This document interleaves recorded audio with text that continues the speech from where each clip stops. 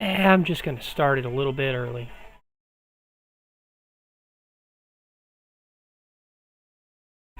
And we're back.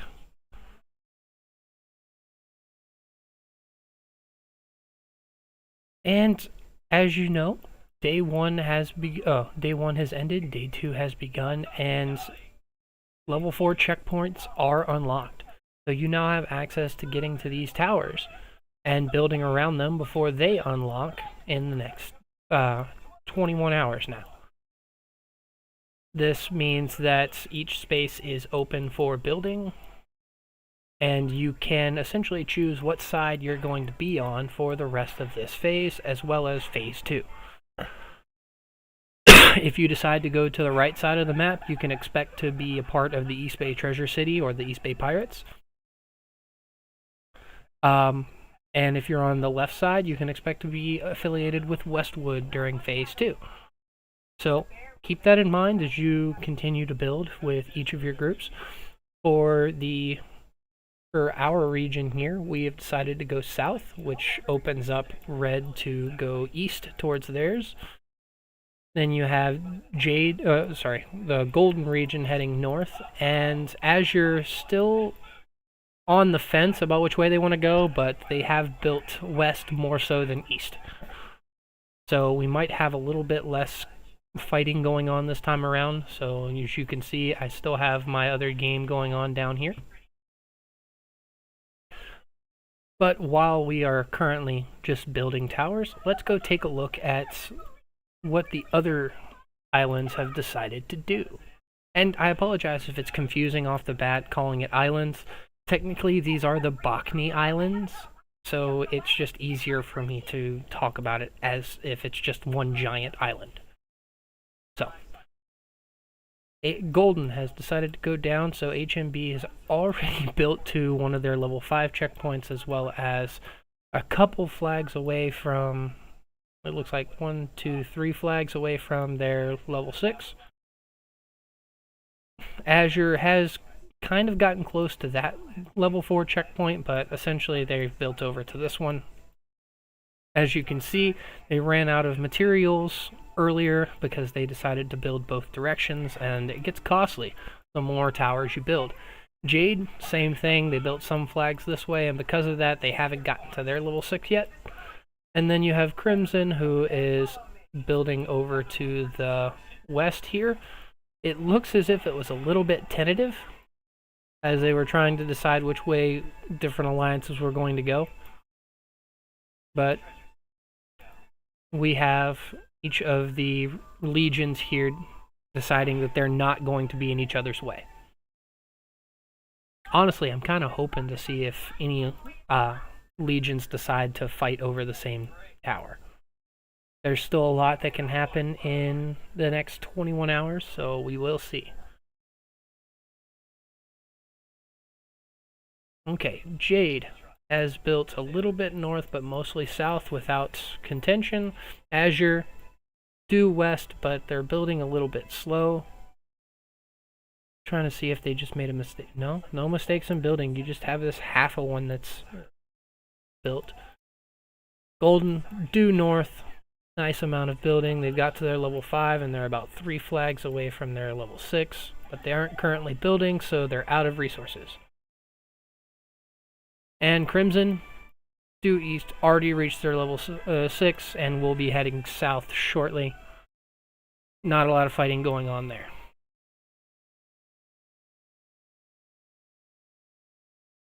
When you give people the option to not fight, they don't want to fight. Also, I wanted to point out, there were a lot of people asking questions about whether or not there was a 3v1 option for this kind of content. There isn't. Based off of what side you fight with, whether, even if you don't get any points on another side, you're going to be stuck in one faction or the other with one other legion. So it's going to be a 2 legion versus 2 legion combat for phase 2 regardless. Unlocks level 6 checkpoints immediately, and then you can get to the level 7 treasure cities on the other side. Anyways, moving on. G4.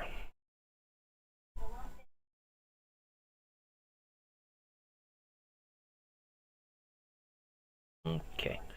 Jade built both ways. Jade is pretty close to the level 6 on this side, but they've also gotten pretty close to the level 6 up here. Crimson built due west, and Azure built due west. So we will have a little bit of fighting later on here when Azure fights Golden for this level 6 tower. I'm kind of curious if they're going to build north to fight Crimson as well, but Jade is going to have a nice, easy fight. Nice, easy fight for phase 1. Who's all in the Jade Legion there? X-War, BT... okay, I get that. Devil, X-War, and BTW being in the same legions, not a lot of people are going to mess with that too much. I get that. Well, you've already seen G5, so let's get back into our area here. Catch up with some people and see what we're doing. Wake up. Oh.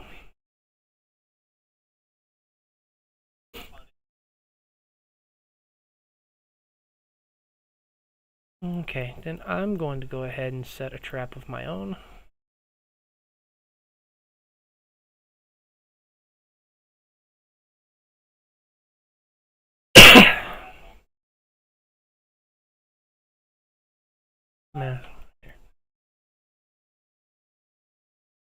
Mass deploy. I'll go ahead and kill some zombies.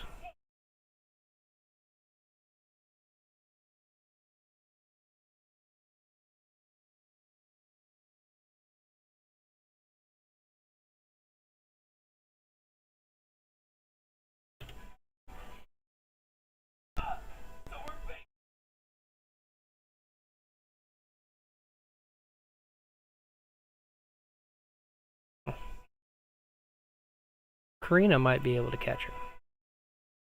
Karina's got a pretty quick rider team. I do not. I would be chasing him with cars. On that note, they did patch the problem with the tactical scavenger times, so the purple scavengers should be spawning every 2 hours now, which gives people a lot more access to building materials through combat as opposed to just focusing on gathering them, which gathering them has been rough, to say the least.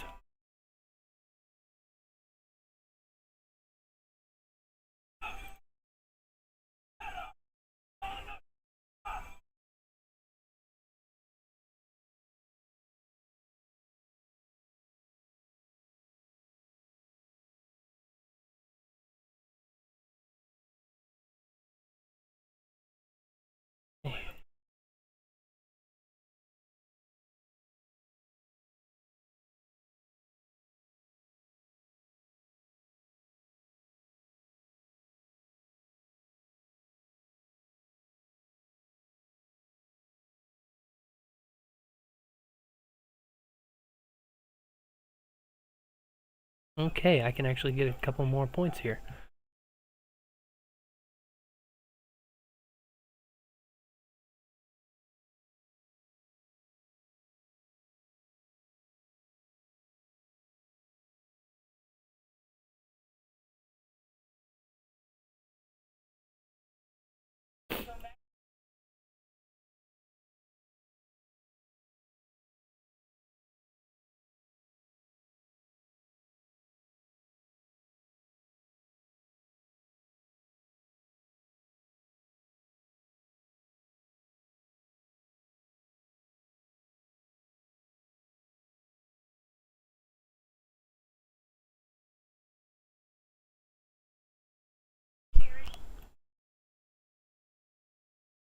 And I'm going to gather just a little bit more.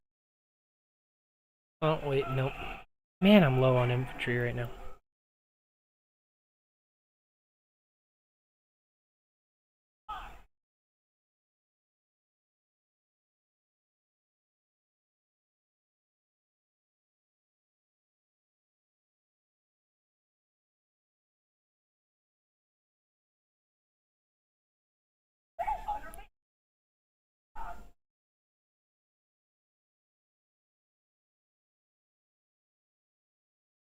see, island scavengers, defeating zombies. I still have to gather some steel and defeat some of these rebels and Westwood pirates. Go ahead and pop open my drink here.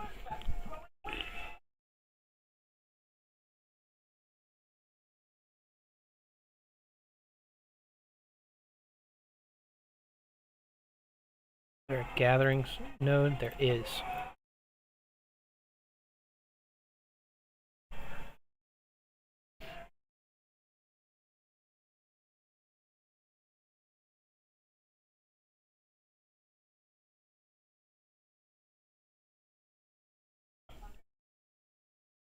Got the zoomies.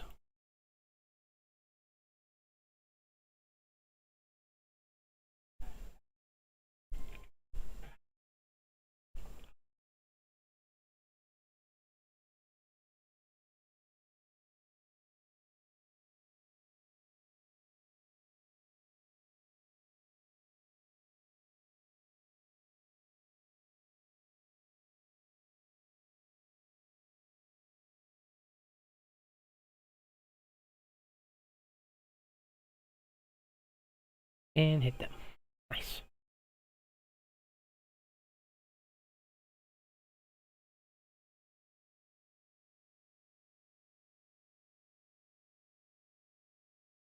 Yay, because what I needed right now is an Amber Alert.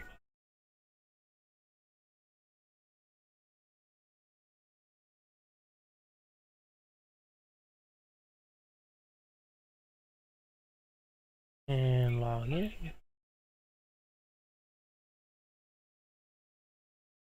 We gotta think about recovery of Pompeii coming up too.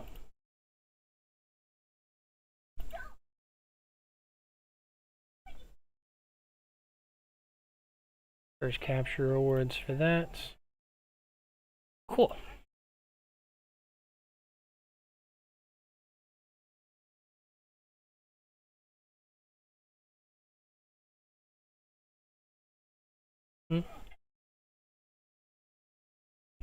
What? What's up, Z? Well, yeah, we plan on going that way and possibly taking both of those level 5 checkpoints whenever we get the chance.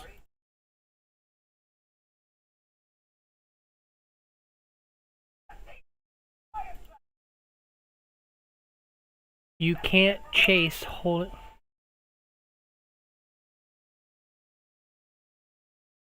Where are you?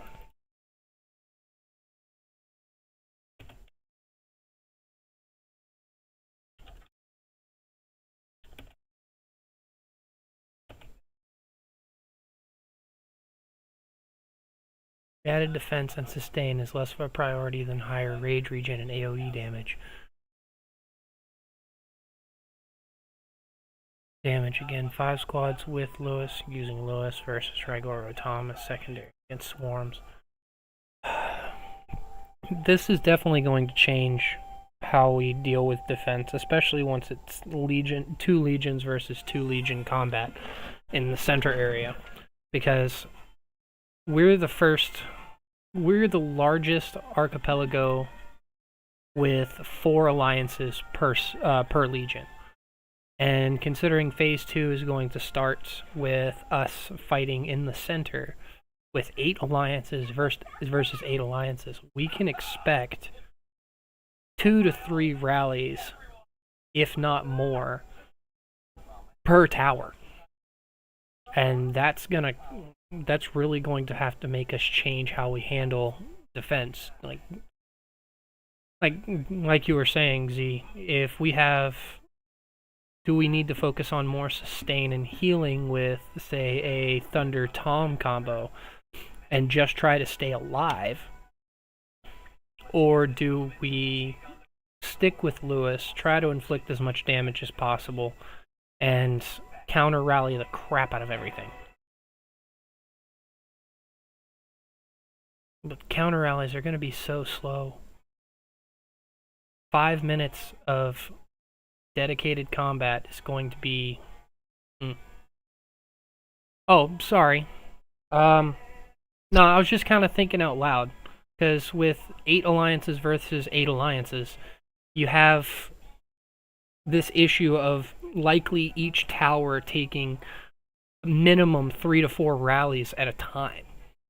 And does Thunder Tom still have the issue of overhealing, or is it better to go that route to try and keep the tower alive longer?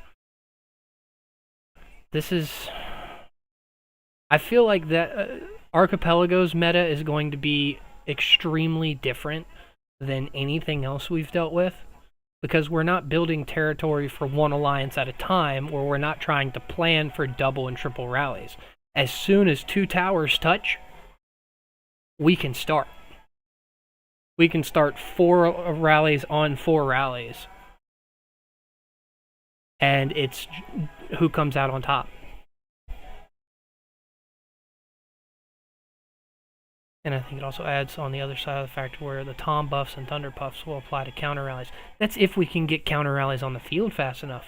You gotta think, 5 minutes of combat, let's assume, well, 4 minutes, if you have all of the buffs on that, which, by the way, does our alliance have?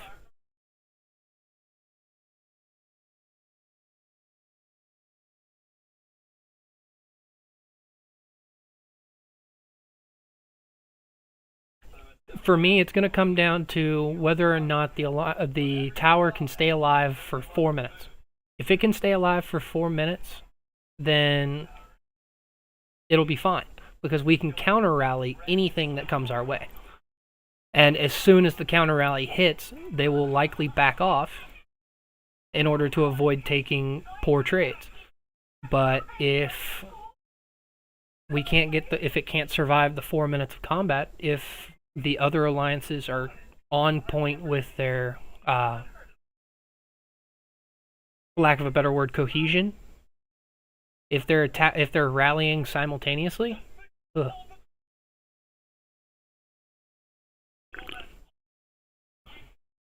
Let's see.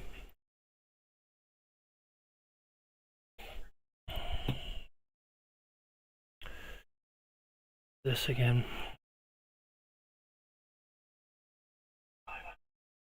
You've got the block.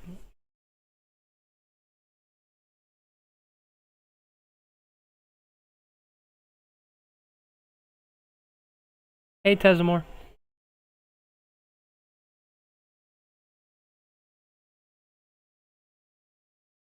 I think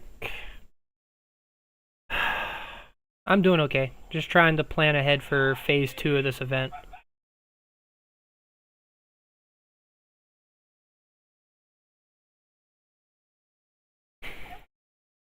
Let me see. Got Tom. The heal.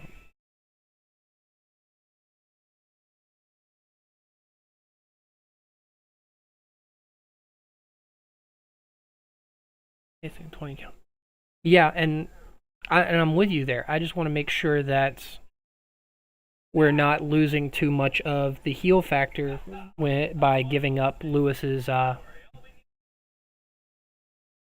rage generation, because that's the other benefit to Lewis right there, is his rage regen. It cuts the skill cycle for Thunder down to about 6 seconds, whereas with Thunder we're going to be dealing with 8-second skill cycles, maybe 7 depending. I'd have to do the math on that.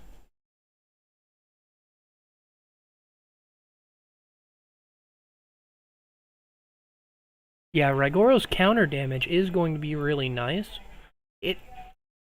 I wouldn't mind trying that once.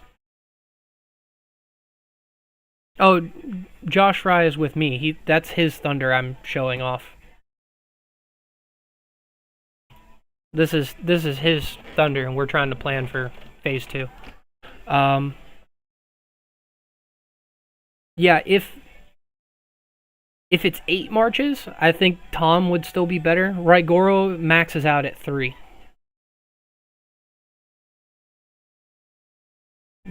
Up to 60 rage per turn, so he gets that, he gets the 60 for 3 enemies, and I imagine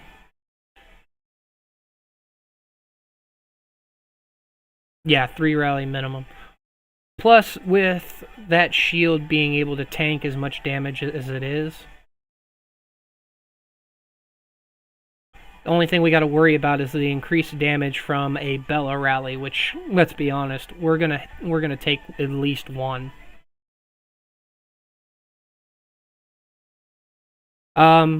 Total troop count and squad attack,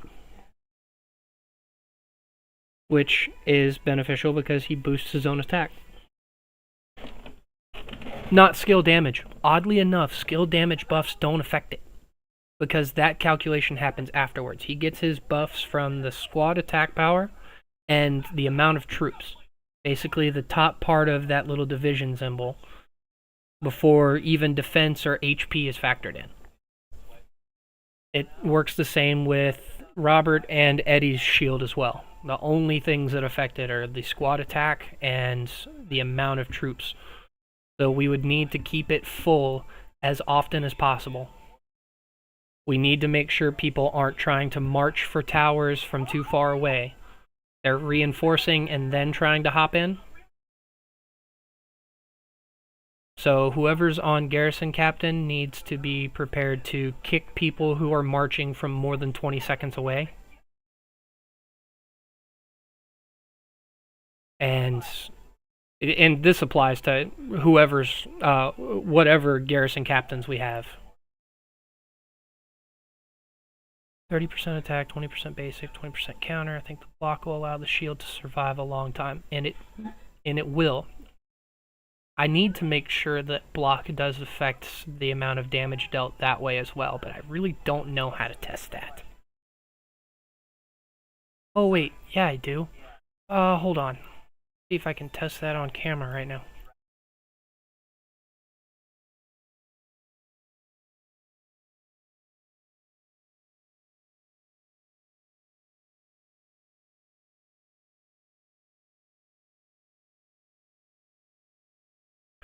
Okay, I need to, well, get to see my testing progress in action here. First things first, need a baseline.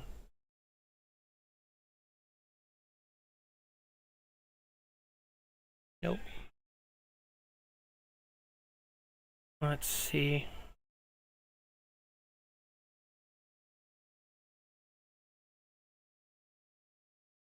Let's go 50 for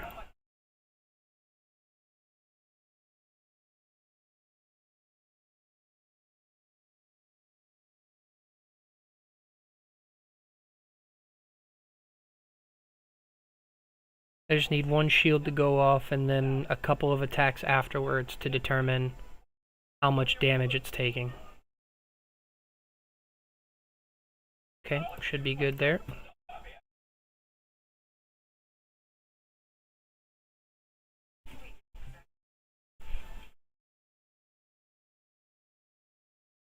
Okay. Thank you, Adrianos. Now I need the weakest stuff I can get that gives me some sort of block. Oh, I can manage this and upgrade it.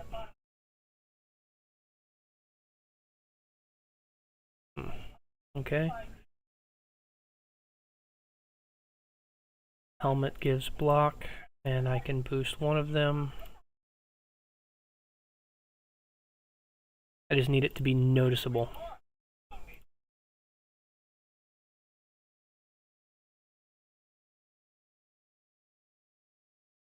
Let's see if that's enough to notice a difference.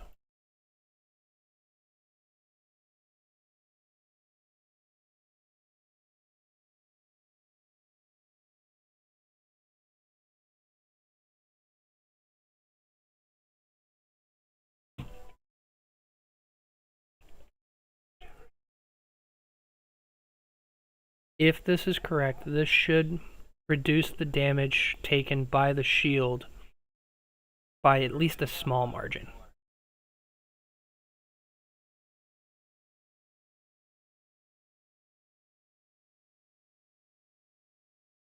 Hey, bad boy. I'm gonna get one more in. Okay, back it off. Let's see. First zombie. Combat log. Took the shield. It's set for 1.07 million damage, and the damage taken by the shield was 21,250, and that's while I still had a squad size of 49,000. Combat log. Ally. A little bit more, but that was because I had more troops, I believe, just to make sure. 49362 versus... Yeah, slightly more troops there.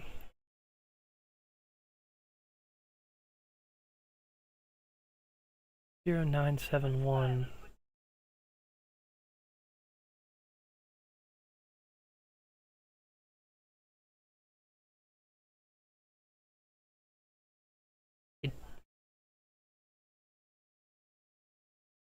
It's about 300 damage less. Let me make sure. 112, 144.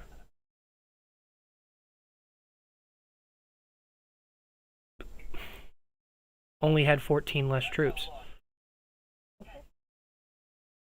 It does make a slight difference. Increasing block reduces the damage taken by the shield, and I'm running only... What was it? Total of 19 block, and you have over 500. And pulling up the yield calculator just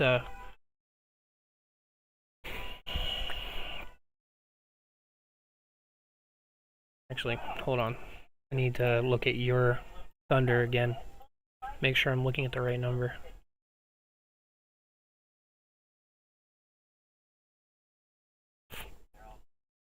$509, 550, 551? No. 1 divided by 7.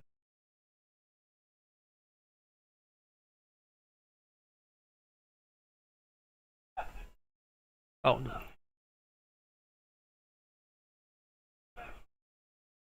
19. It's about 29. You have 29 times more block than my current Raigoro has, even if it's on a times 300. You would have blocked 8,700 more damage if it was linear, but we both know it's not. Let's see if I can try something else here. I have defense block. I'm gonna equip this. I'm gonna try and avoid attack buffs. Just taking...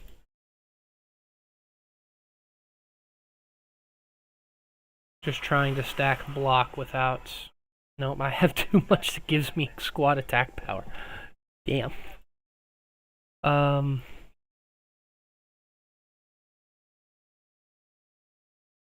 Nope. And... Nope, that would do it. I'll equip that.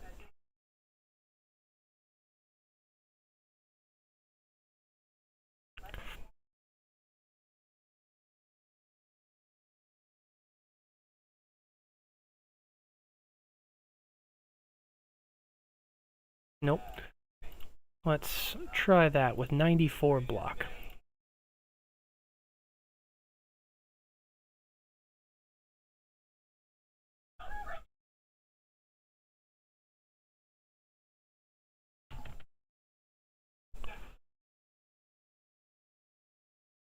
I'll have to try and factor in my head the having more troops.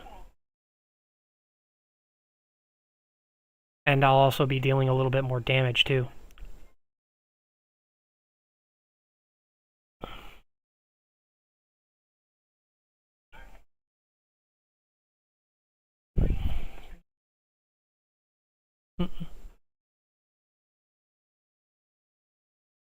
Oh, no, it's not on. Which is going to be substantial if that makes a difference. Let's see. Oh, I had the shield. Did I not let the shield go up? Oh, no. Not on that one. Okay. Yeah, about the same. Even with all of that block, the shield damage capable of being blocked didn't go up. Look at that.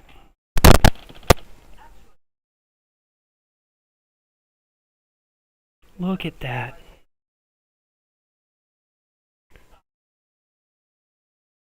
I did the testing to determine how much shield could be absorbed, but I didn't take the time to determine what the damage, where the damage absorbed came from. And at the very least, it comes from defense or block, because I believe that's all I'm running in my armaments. And some garrison, yeah. 94 block and 5.3% defense reduced the overall damage taken by the shield by almost 25%. And that's with the enemy having about the same amount of troops as they did.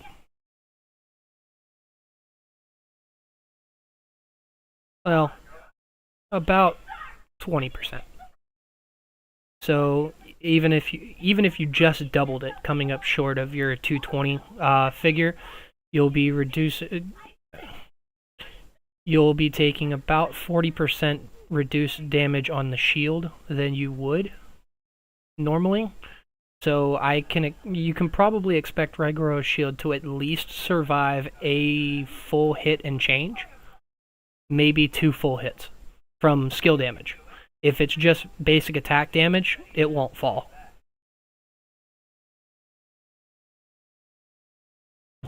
That's big. That's awesome.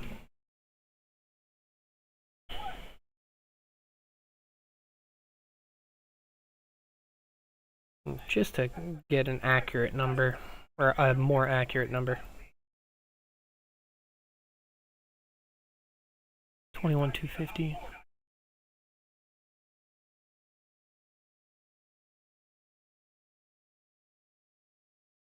And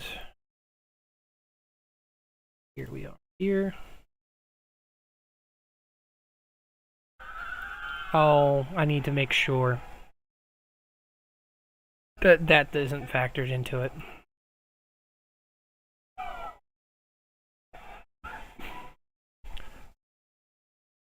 You have 208. Let me check.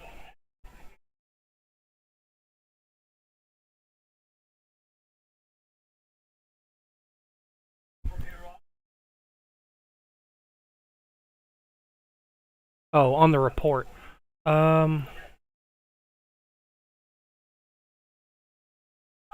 You had a report sent before. There we go.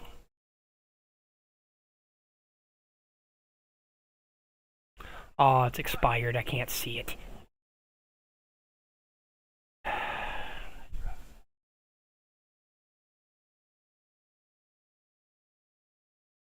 But I believe the total percentage with Thunder, Raigoro plus armaments, which wouldn't surprise me. You have a lot of additional defense. And all of this is just to try and determine if Raigoro is going to be able to tank the hits that are dealt to him. And if he can, then that'll definitely give us an option for sustaining 2 to 3 rallies at a time. Okay, this is with Lewis, but we can extrapolate the data for Raigoro. Squad buff 262% plus 15% from Raigoro. You're looking at 277%. 277% defense, 226%, 227% attack. HP isn't changed because Raigoro doesn't boost that for some reason. Yeah, Raigoro's 15%. So you're right. Right at about 280%. And that's 280% of, at bare minimum, tier 5 troops. So just shy of 300, so you can expect about a plus 600 in there. That's base defense sitting just under 800.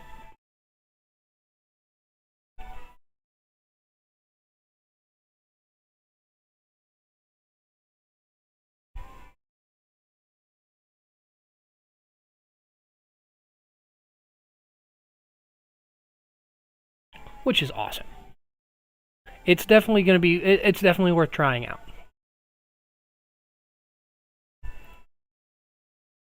We can work with that. I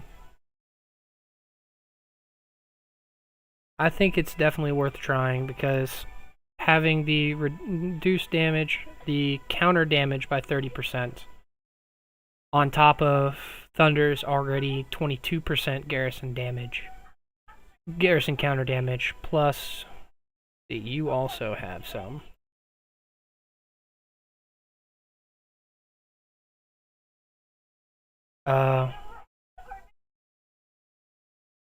Squad counter damage and 6, so 18% on top of that. 40, 70% counter damage, give or take. Yes, that is also true. Assuming he hits himself. If there's 3 other squads around him, he could miss himself.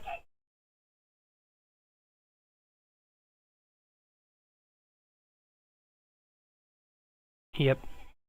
I think it's definitely an option. Let me make sure it's one other thing before I say that that's really great. Because we don't have the 15%. If any of his skills to reduce damage activate, like here, damage control, those also affect the amount of damage his shield takes. So, understandably so.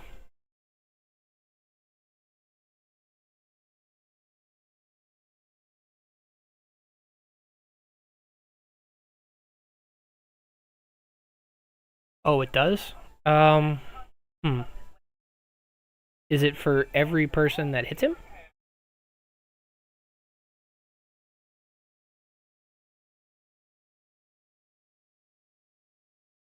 Oh, reduces, so only the person you're hitting with your basic attacks. Your current target. So.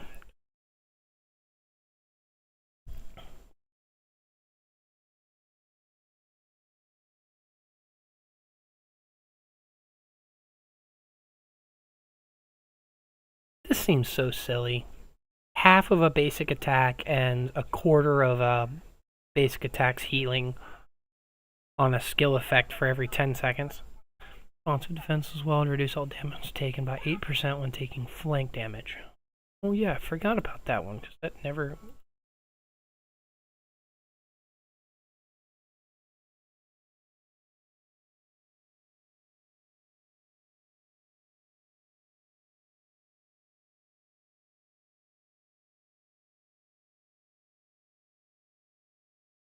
Yeah, that'll definitely help.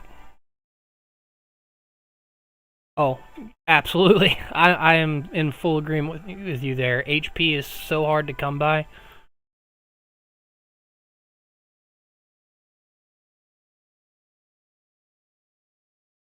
Oh, yeah, I know what you're talking about. I didn't even notice the stats. Okay, let's see. I've been talking enough. Wow, good way to kill 30 minutes. Armored scavengers should have been fixed, so those are spawning at their regular intervals now, right?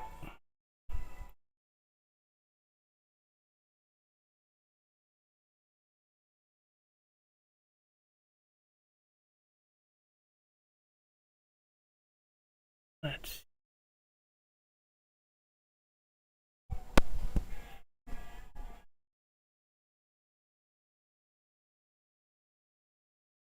What do we got going on here?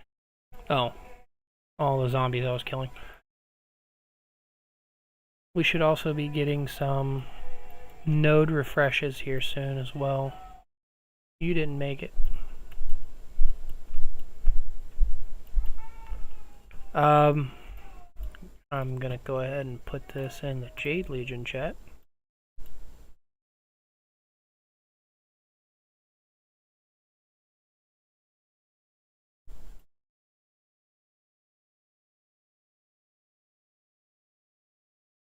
How did you get out here?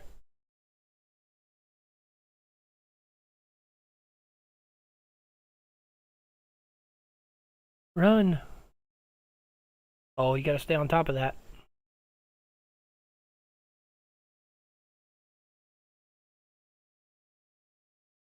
Oh, the shield generator, new armament for garrison as well. Oh, hey, hold on. I need to see that reward again. Please click on the things you need to click on. Rank rewards. Oh, it's not. Here is it.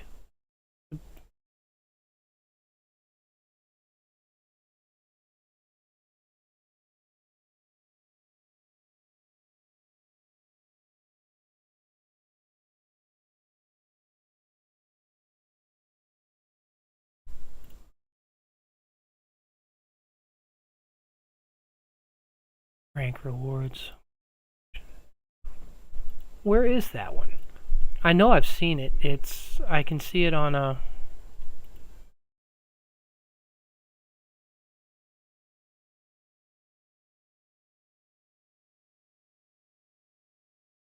Here we go. Shield generator. Skill damage dealt. Ugh.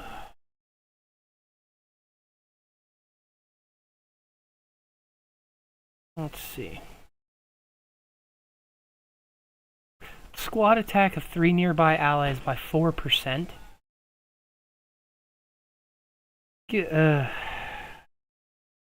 I wish those could be buffed. I wish those could be buffed.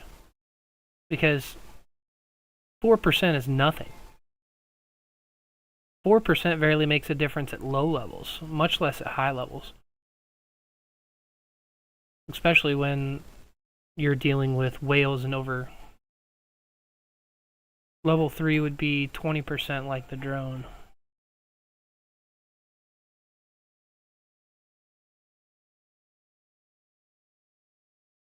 So it does upgrade with the upgrade of the item, the armament itself.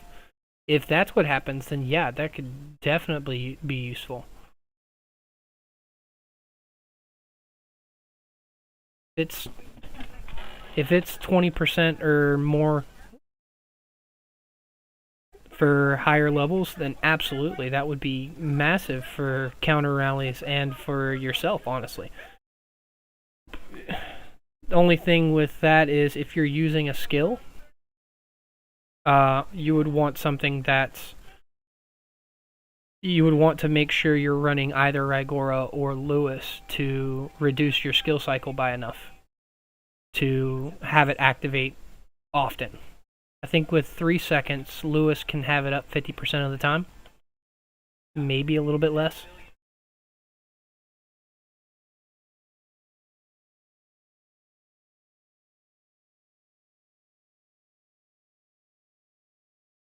Oh, we got a base warehouse there. Sweet.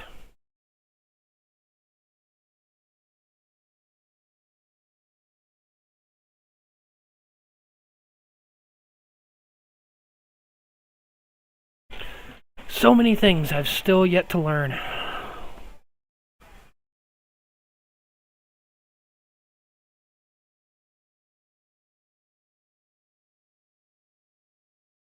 Okay. Lethal outbreak. Get...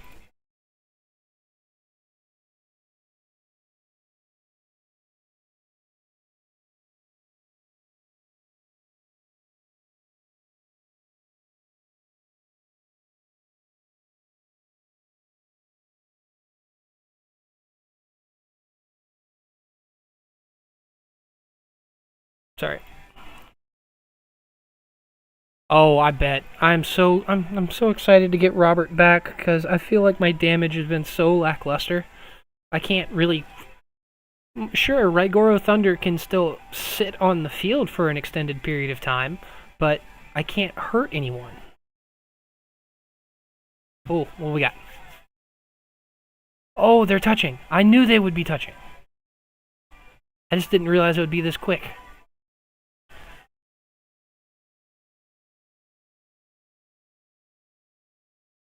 Axe is really pushing them back. We have Axe, TFW, and H-Loon against LXST, Soar, Ouiga, but Golden does not have field control in this.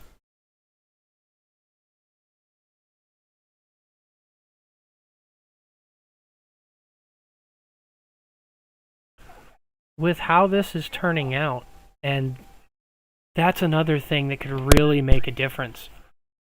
Because can you target shelters on territory? I need to double check something. I'll be right back to it. Need to see the rules.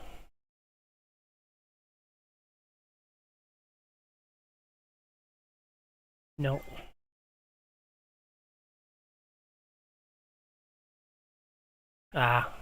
I'll have to double check on the rules on that one, but if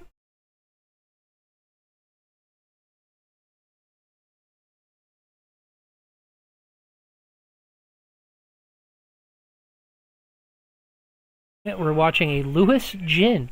Oh man. That hurts to watch. Don't get me wrong, Lewis leading a rally, I have no problem with. He's got the skill tree, he's got the damage to pull it off, he's got rage generation. Jin, no.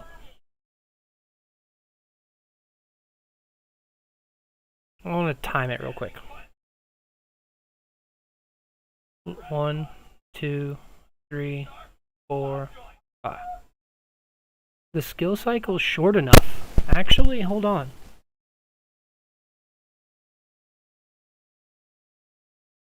6, 1, 2, 3, 4, 5. That actually may be working. Because Jin's buff lasts for about 5 seconds, and it's an attack and defense buff.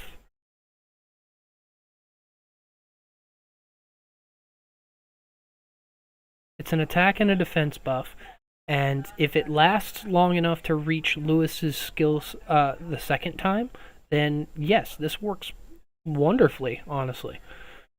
You focused on building rage generation to keep that skill cycle down to 5 or 6 seconds. Jin's ability goes off. The attack buff is still there for the next attack. Resets and goes. It still doesn't have the same potency as running a solid range team.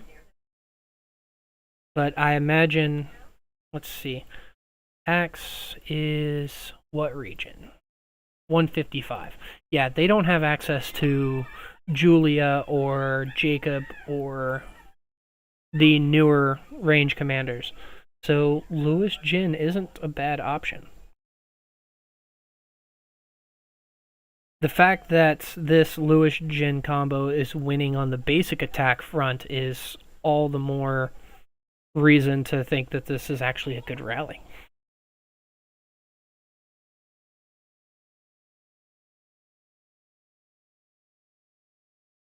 Running a Raigoro counter rally on the field, that's definitely something I would have done to try and look, this is exactly what they wanted him to do. This Raigoro rally is only here to try and clear up the field a little bit, because if you try and swarm this, look at it. It hurts. It's It's not taking near as much damage as it should be, and anyone that's hitting it or anywhere near it is taking substantial damage. It's not there to actually deal damage. It's there to try and absorb the field fighting.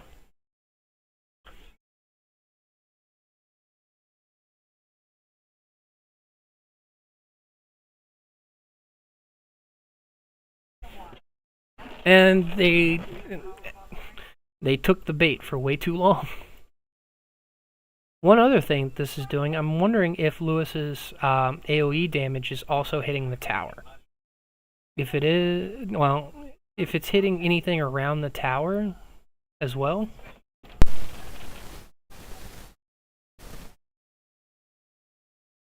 No, I wish they could keep that thing reinforced. They won't. They'll let it die out. No.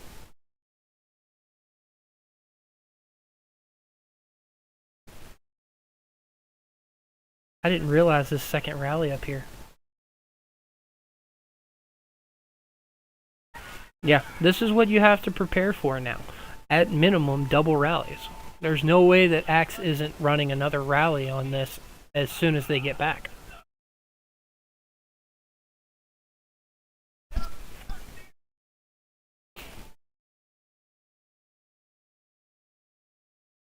While we sit here and observe this, and look, that counter rally did its job. It backed them up quite a bit.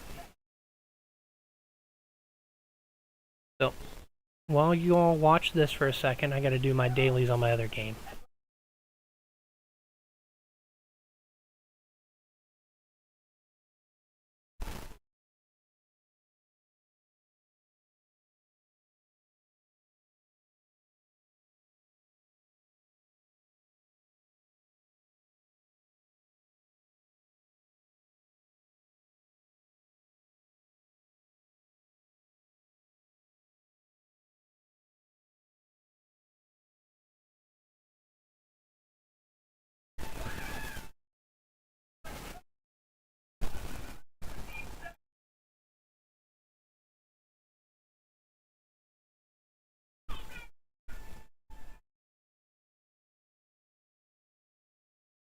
Cool. Oh, I needed that one.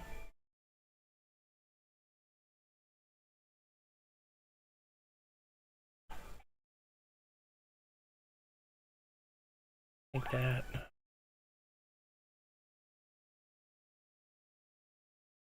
TBH group.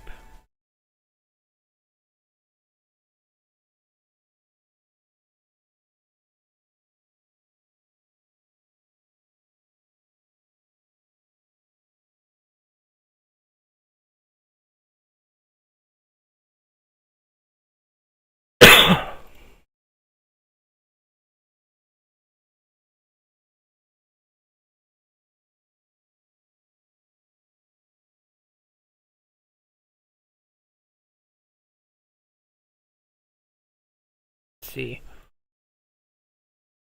Some of these are still trying to get out and do something. Axis trying to push people back. You can garrison other people, so there's no reason you should be you shouldn't be bouncing around these shelters.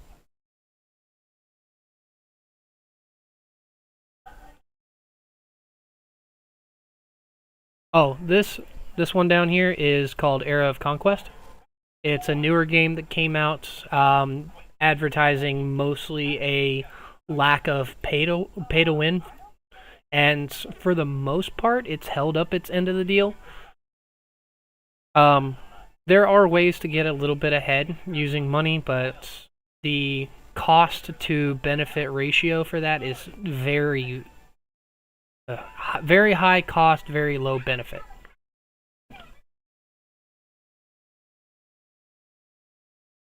So, yeah. Oh, we have a rally going or no? We need to.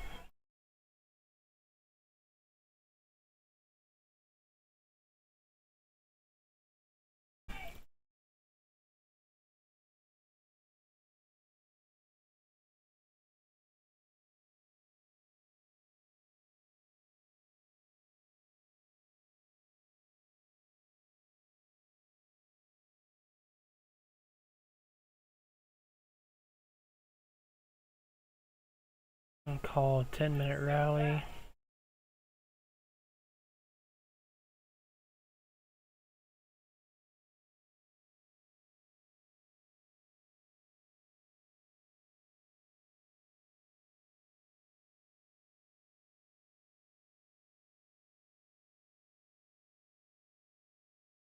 That's got 10 minutes left. It's not going to last. Same there.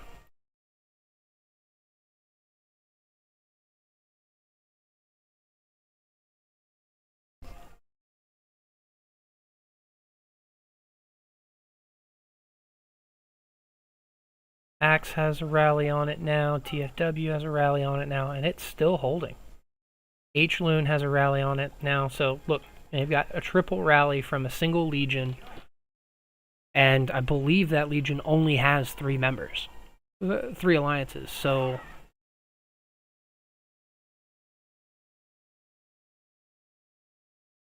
it has some similarities, but the hex grid is an interesting territory design. You don't go based off of towers that you place, you move around hexes on a grid, which can create a lot of very interesting defensive and offensive elements to the game. There's also fortresses you can set up to block certain choke points here. Like, there's here, I'll show one of them. This alliance got worried we were pushing too far, so they set up a war fortress, which not only protects this tile, but keeps us from hitting the 2 in front of it. If we were going to hit anything or move forward, we would have to rally from back here.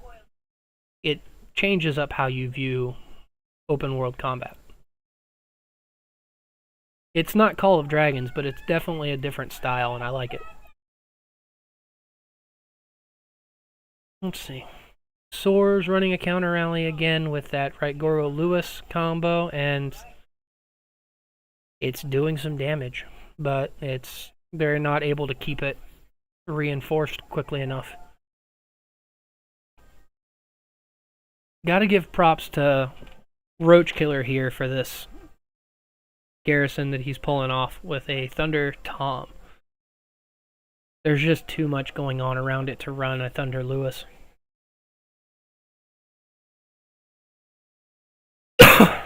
And they've got so many people packed on top of the shelters surrounding this that they can't even bounce between the shelters effectively. Like, I have to try and be careful about what I'm clicking in order to get into it. And Tesamore, that's part of the reason why I like streaming these events, because I know that everything looks better on a computer. There's no lag despite having this many people on the map. Oh, you should have seen the viewer count I had when the HNB Boone DHX field fighting was going on. That was one of the places you could watch it without having any lag. It looks like it's gonna fall.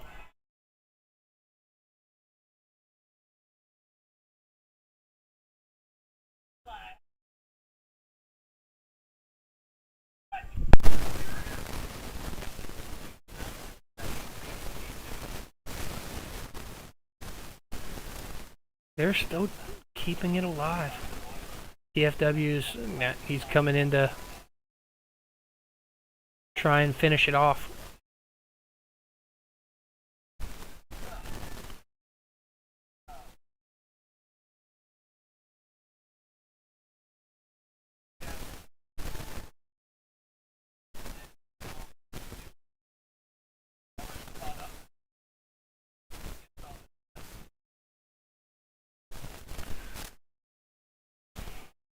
Of an enemy stronghold to be destroyed, so he can continue to push and have them further away.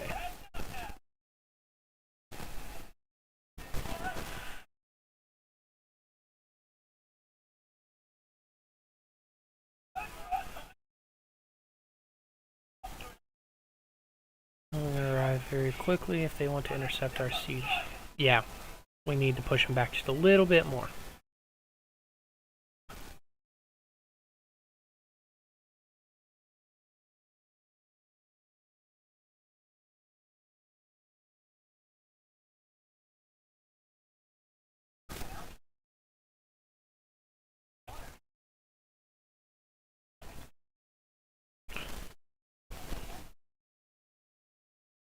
Okay.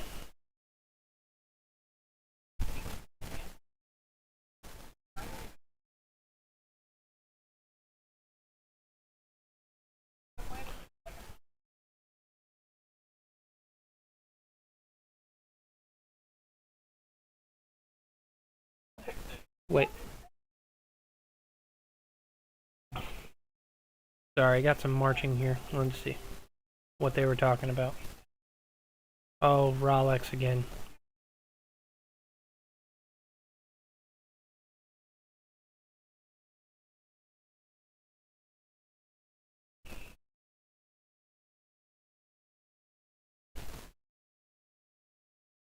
No.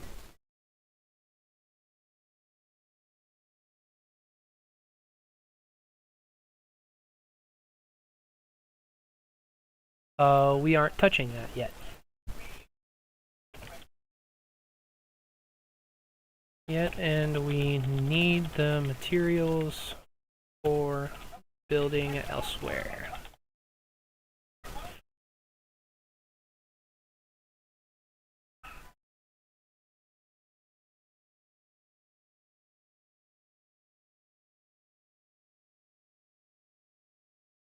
Still going.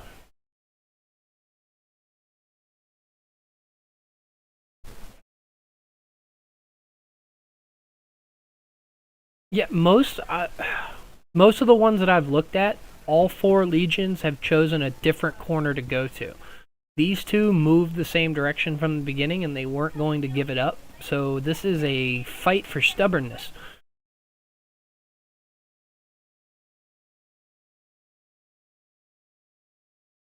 What's funny is they're actually probably going to be allies after this. If, say for example, they actually win this, they'll end up taking that tower. And they'll be able to end up on this West Bay side alongside of Golden, fighting against other people. So if these 2 weaken themselves fighting like this, it may be to their detriment.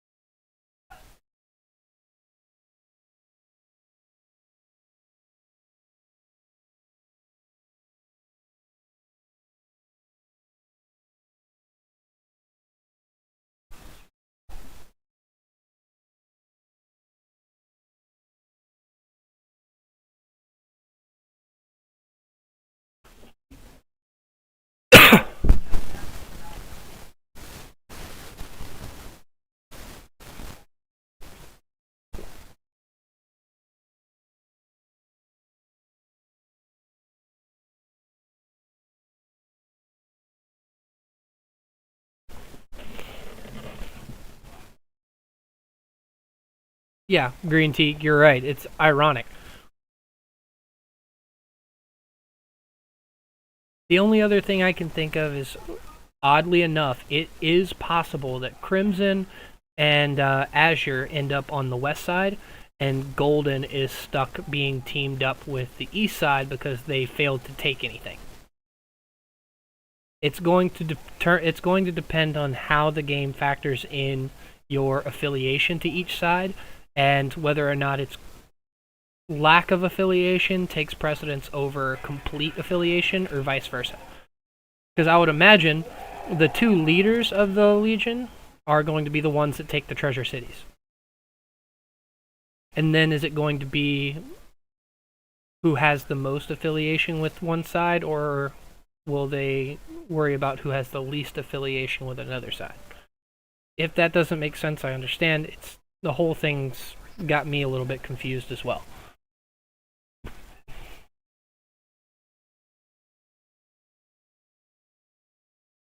But if you all have any other islands or groups that are fighting like this, please let me know in the chat. I'm more than happy to hop over to another island and watch it as well. Because this is just G3. with triple rallies going right now, and Soar is still holding like a boss. Look at him go.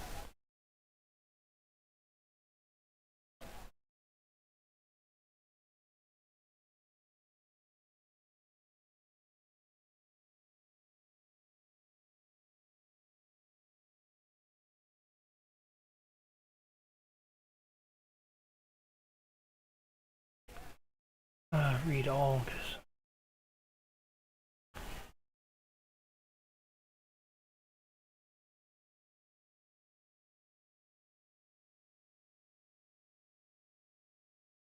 cool. I completely agree with that edict. Obtain. Nope. I'd still have one of those to take. Oh, wait, what are you asking for help for? I don't have one. You have 3, you're missing 1, I don't have 1 to give you. That sucks, I don't.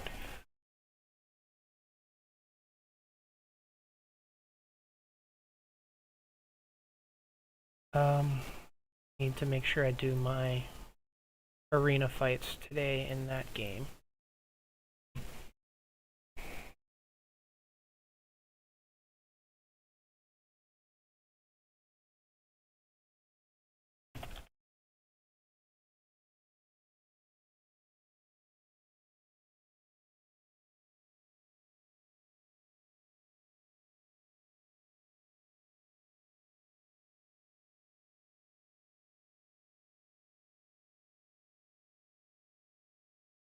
Sorry, sat in the chat for too long.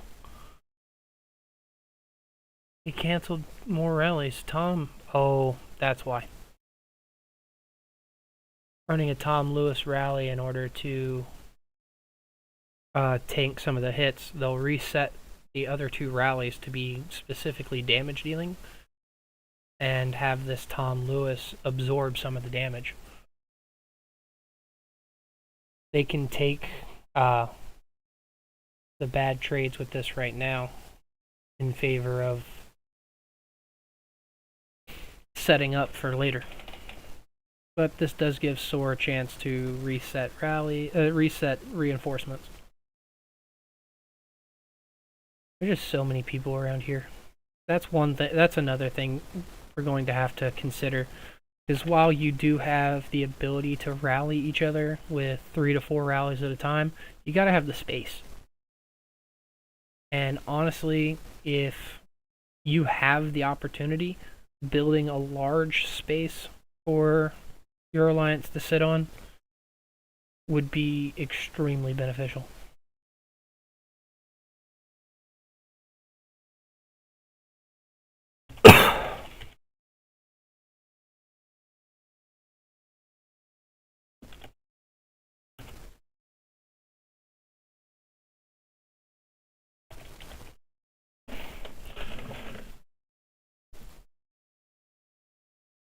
Okay. What I wouldn't give for these reports, though, DFW definitely has some people that are, oh, hey, it's Mr. Anderson. I remember you. And here's Versace running a Lewis Joker. Going for full range and reducing that healing because he's still getting quite a bit of healing off. 8,000, 52, 51, 21, 27. Yeah, this is nerfing that healing a lot.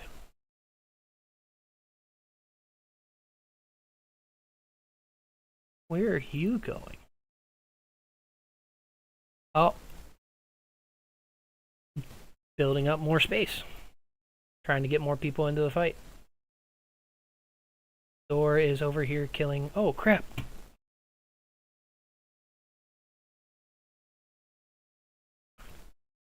Are ours back yet?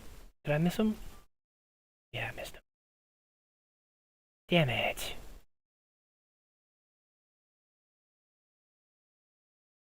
Ah, it's for the stream. I'll get mine another time.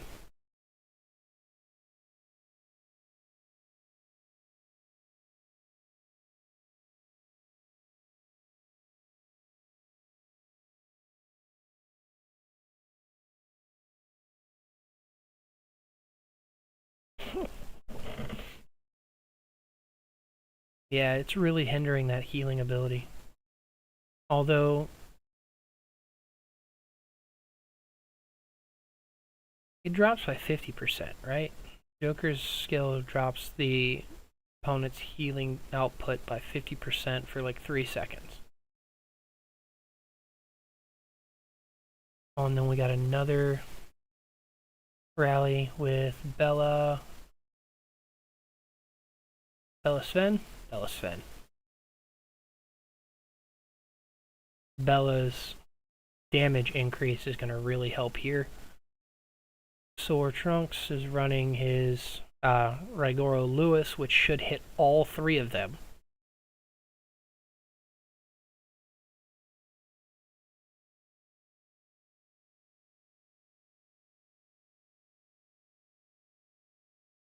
Lost is also running a counter rally of Rigoro Lewis on that end. The only problem with running this many counter rallies for, well, counter rallies like this is you're taking infantry troops away from the tower. And that's going to be fine for right now, because you've got a whole legion's worth of infantry troops to work with. But later on, you're going to want those infantry. And you're not going to have them.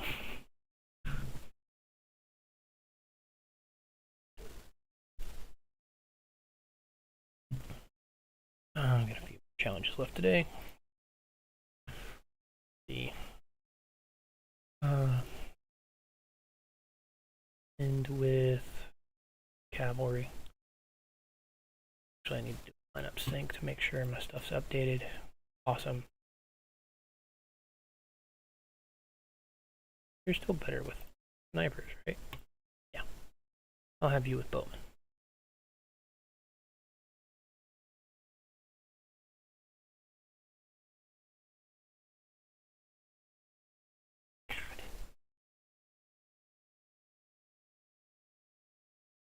That helped.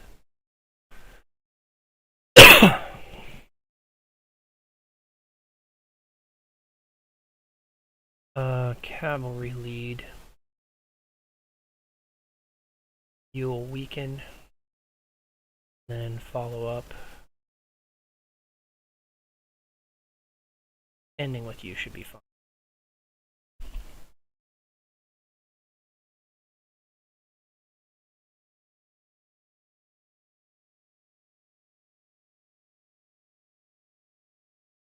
And yes. Backed off entirely.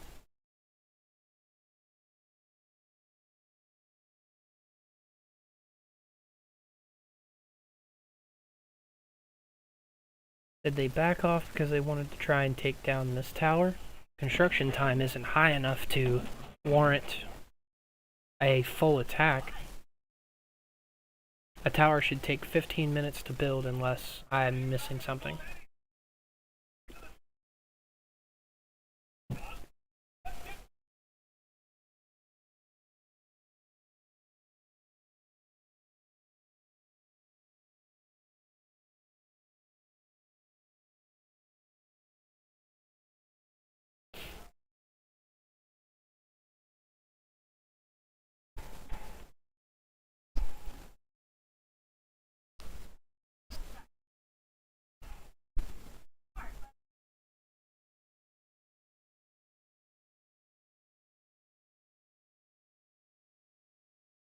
Yep, just not that powerful.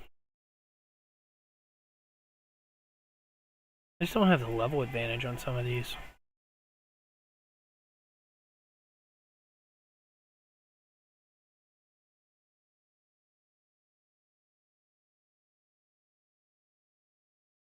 But that assault team. Love my assault team.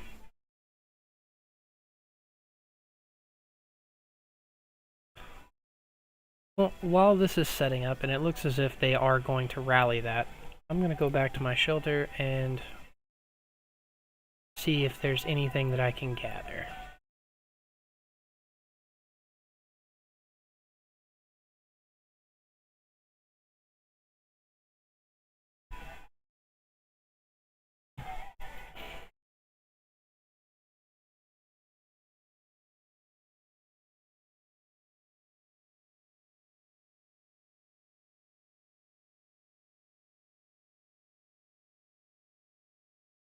Yeah, you're still sitting out here.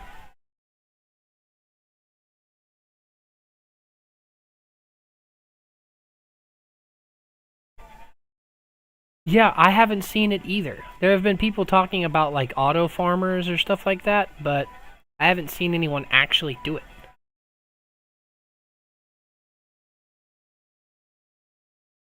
The only hack to this game, the only hack to Doomsday I've seen is just having a fatter wallet than your enemies.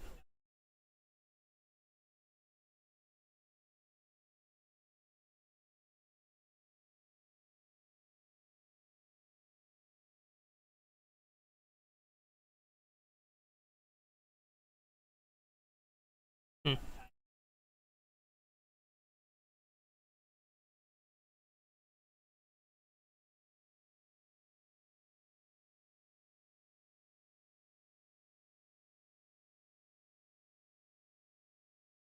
Quick equip.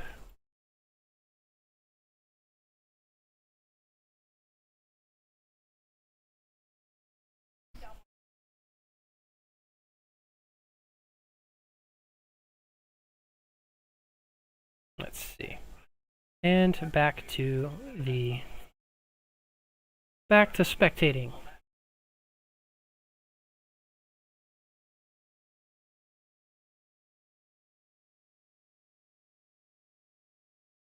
Yeah, they're still thinking about rallying that. We've got a rally down there in the bottom. We've got the tower up there at the top.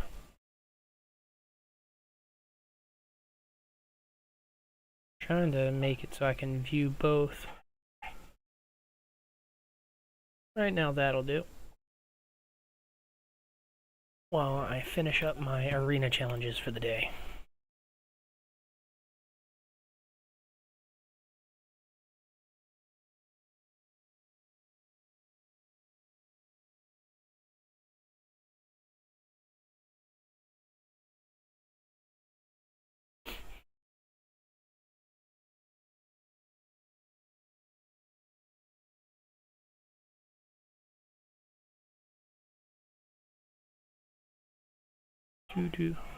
And kill you. Damn. Constantine had some speed to him.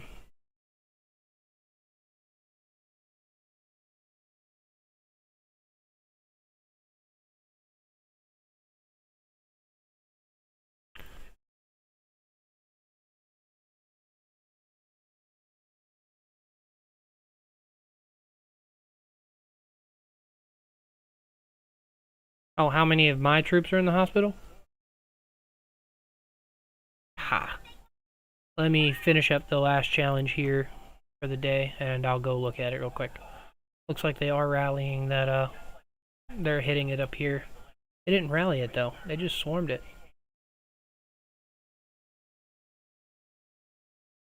Well, that tower didn't make it. Bye, tower.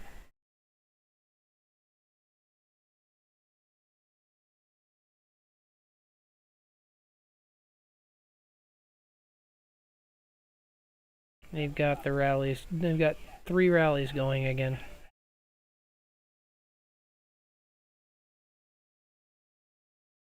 Let me check. Oh. Let's see. How many troops do I have in the hospital right now? 562,000.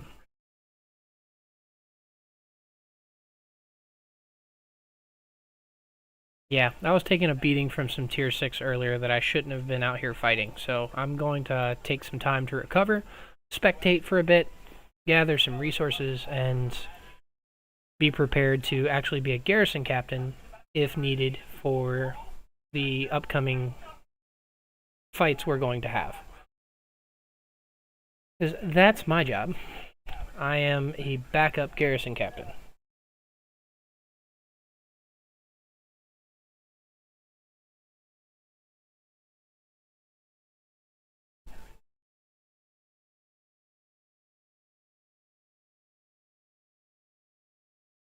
Oh, we're gonna watch it fall.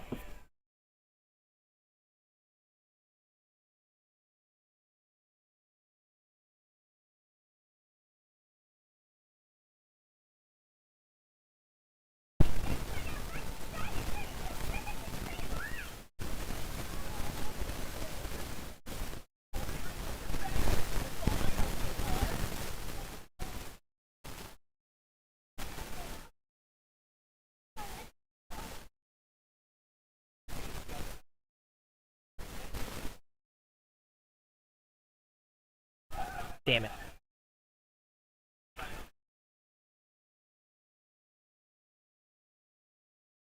Yep, didn't do as great this time around. 47th. That's because you suck right now. Why do you suck so much?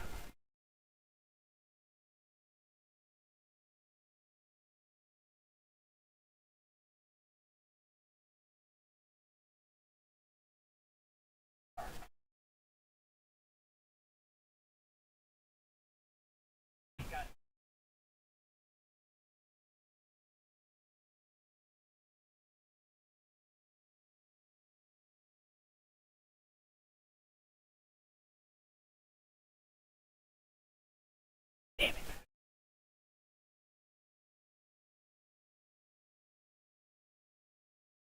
They're going to keep this thing alive because the rallies can't stay in there long enough.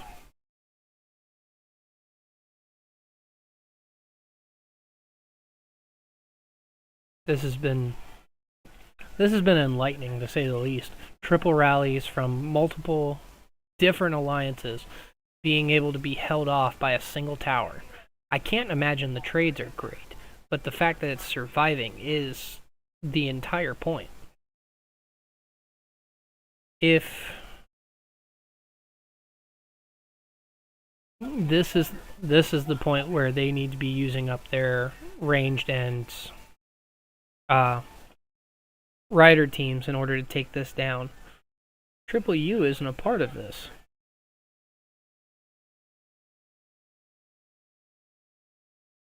Triple U has to be coming from a different area, and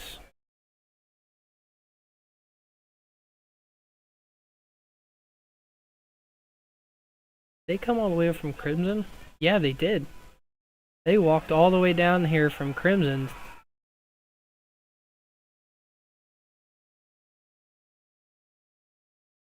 just to get in some fighting.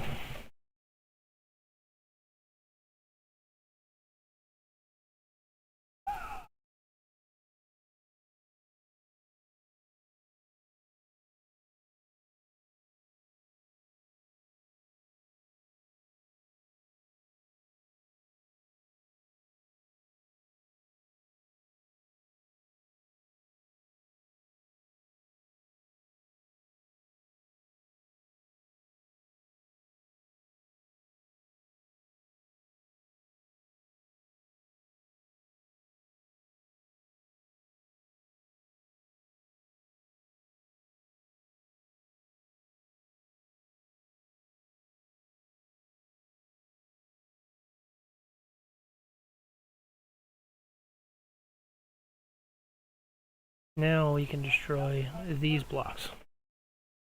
Yes. Yes, Dickie. It'll be 2 legions versus 2 legions, and it'll be based off of your affiliation with one side or another.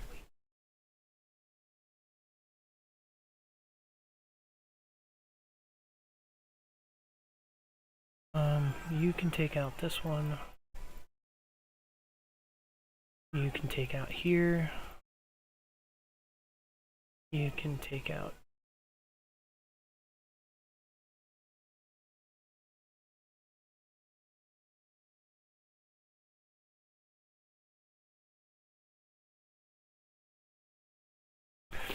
Thank you for following, Sergeant the Troll. Yeah, I'm going to be live streaming this every day. Oh, hold on. No! You're hitting me? Hmm.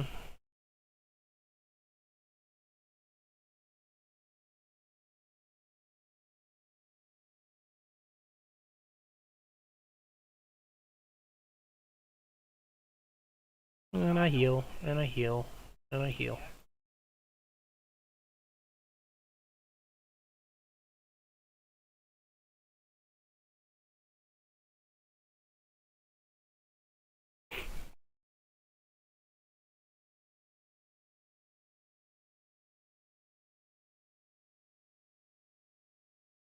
Oh no, don't leave. Don't run away. Oh, if they end up in the same legion as Bone, I'll laugh my head off.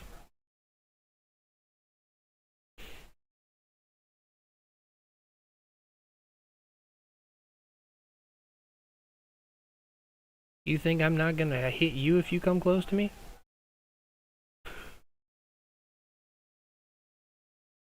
Yeah, that's right. Go on home.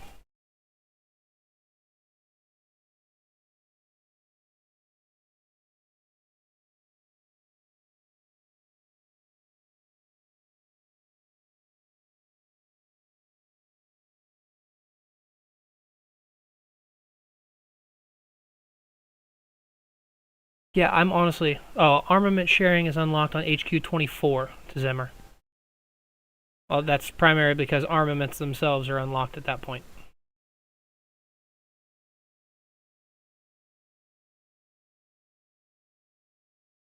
Yeah, it's most of them have been boring. We found one that actually decided to build towards each other, so I was keeping track of the fighting that was going on there.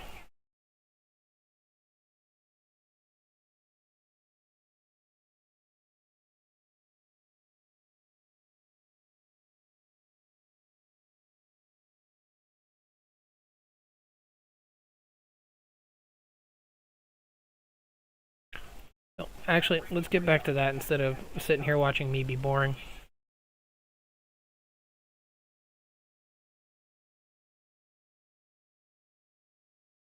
And it is still holding. It's still there.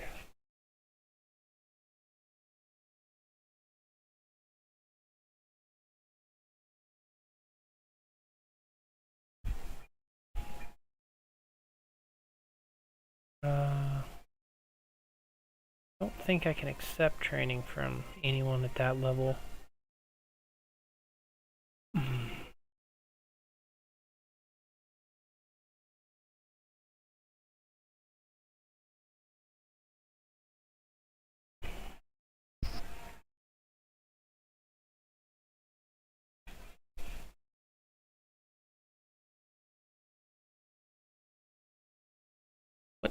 What did you come in here and take that spot for? Oh, just to pick up your troops and leave?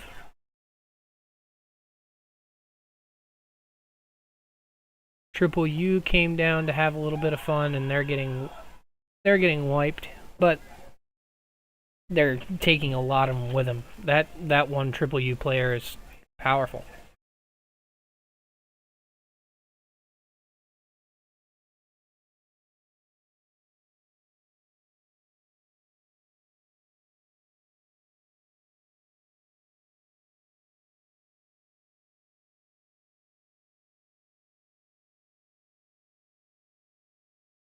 Cool. Time limit. Server launch gift. Attack stronghold.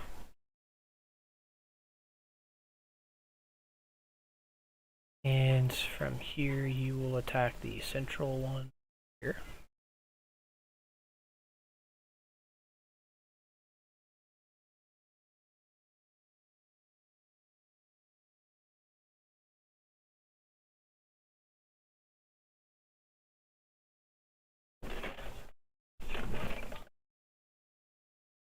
I'm hoping that the activity picks up a little bit more over the next couple of days because these are the only places you can do fighting right now.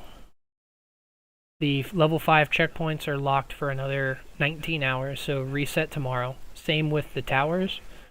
So once the checkpoints unlock, I imagine tomorrow, take the tower, take checkpoints, and start building towards the level 7 treasure cities, which that's where you're going to see quite a bit of combat.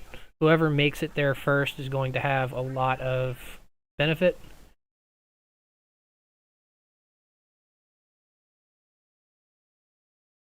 Me and a few others split from BTW and joined a secondary alliance, D2B, and got screwed into Group 1. Well, Group 1 isn't bad. You're only stuck with... you do have HNB and Boone up there. But as far as the amount of people, you have less alliances to deal with than G5 on down. G5 is 4v4 v4 v4. I don't know how far down you got to go for it to be 5. or if there even is a 5. Oh, here we go. Here's 6. This is a big one. 6 and 5 to try and keep things even. 4s. So technically you have less alliances to deal with. Okay, back to... Yep, best thing you can do now that they've fixed the scavenger issue is wait every 2 hours for those scavengers to pop up and farm the tiles that pop up. What I've learned from that so far is if you're dealing with people that are actually trying to stop you from farming, don't pick up more than 100 at a time. The increased damage that you take from holding on to that stuff, as well as the speed reduction, is too much. And they canceled again. They're canceling the ones that have counter rallies on them. Man.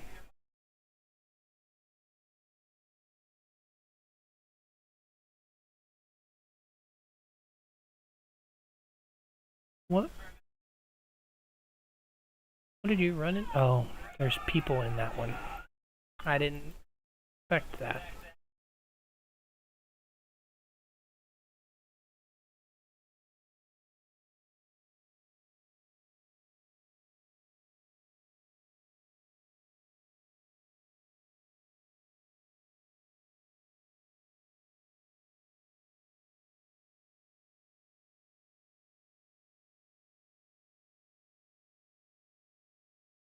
Who took on how many? Beat you fairly easily. Beat you. Third fight is where I lost it.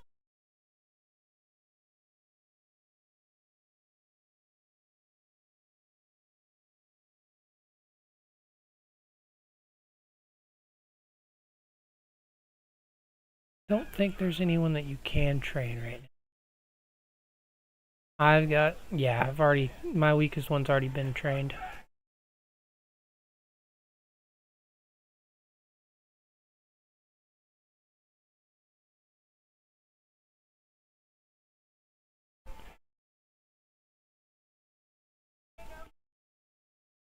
And he's doing so damn good.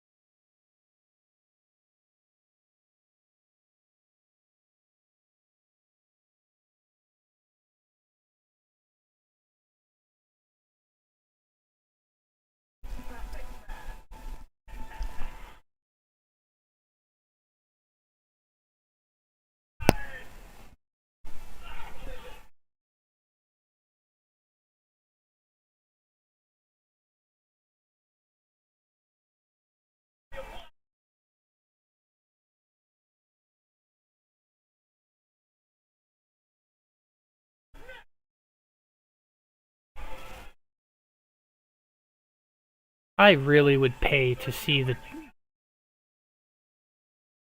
Yes, you can. You can triple rally a tower, you can triple counter rally each of the rallies, which is why I'm going to be streaming all of this, especially once Boone touches HNB in the middle. That's going to be interesting to watch.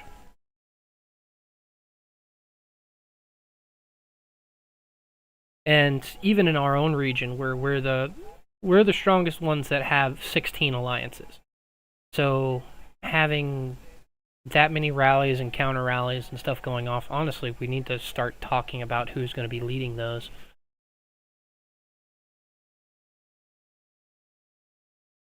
Because that's going to get ridiculous.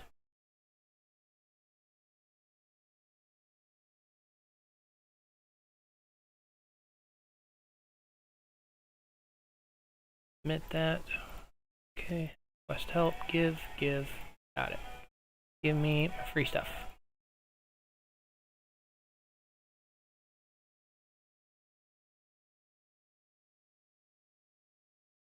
We got a counter rally of Thunder Lewis right now from El Padron. Yeah, this is honestly going to be a lot of fun. I'm excited to see how this entire thing progresses. Look at them. We've got 3 rallies currently on this, 3 counter rallies on a single rally right now. They'll cancel this, which will stop all 3 of those counter rallies. Honestly, with the amount of range and rider troops that they're likely holding on to, they should be running multiple counter rallies. Because I believe you can join rallies from other teams.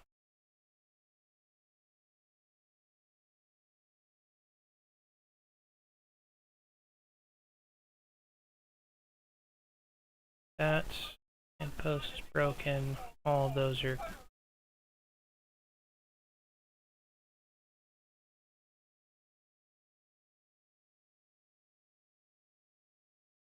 And they're building another war fortress back there.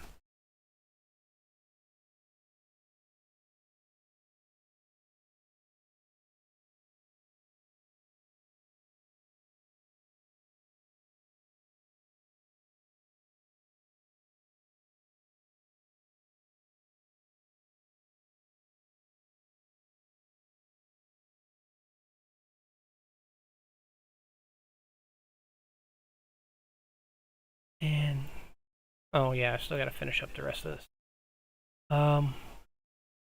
Need to start attacking more in the other game.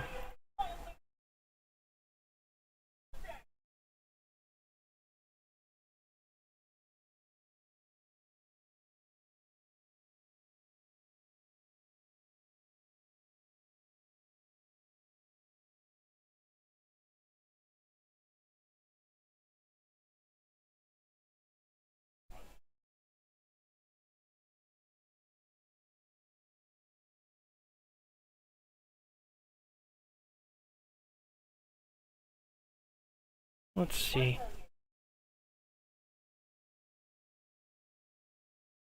They are keeping up the pressure though. They don't. Azure is losing their field control that they had earlier on in the fight. If you were here about an hour ago now, you would have seen that this entire space was completely covered in members from H-Loon, TFW, and Axe, I believe. Now they aren't able to hold on to the field as well. We have members from R37 who have marched all the way over, and you can kind of tell because if you've been confused looking at other islands and seeing some blue troops, that just means that they belong to the same legion that you do. If you're in Jade Legion, then any Jade Legion member from other islands is going to appear as an ally on the field. So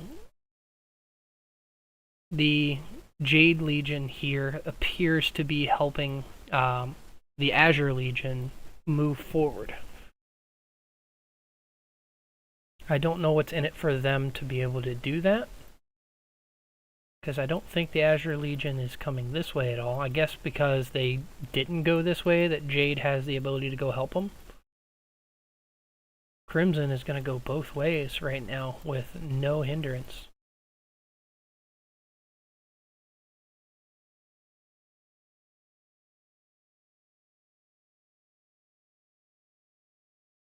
$10 seconds, and then I guarantee you, let's watch a bunch of shelters pop up in here. This line right here is going to get full, and rallies will begin immediately.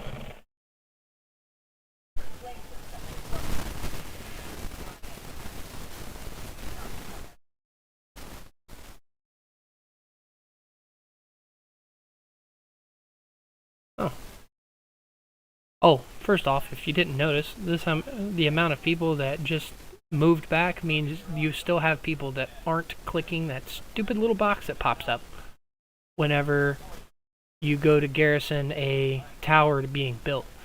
Click that button. It makes sure that your troops stay in the tower after it's done. By pulling them back, it opens you up to being attacked on that tower while you're weak, and you do not want that. I think I was actually talking about this with Z a little bit earlier. There were some pros to the visa immigration, but one major con killed that event for pretty much everybody. If they had locked visa immigration to within 50 regions of your initial starting region, or at the very least locked out the last 50 regions, say the newest one was 270. If they made it impossible to move to region 220 or lower, the entire thing would have been fine. Moving into established regions and working with them to kind of spread power out around the game is wonderful. But the fact that you let the regions from, I know our region, we had an alliance, DBN, who moved all the way down to the 250s, 260s. They're going to be overpowered for their Federation age forever. There's no getting around that. Everyone that's in that region isn't going to be able to participate in ranking-based events, either alliance or otherwise. And the people that were originally there will likely either have to move out or assimilate into the alliance and essentially become farms. That's the big con to that whole thing. I think 220 and up could have handled that. Everything else, no. And the fact that it's still open. Who's hitting me? No?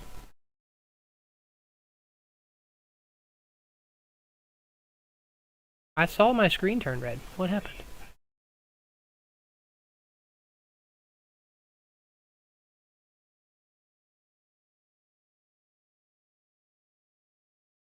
Yeah, they're there. I need some more steel.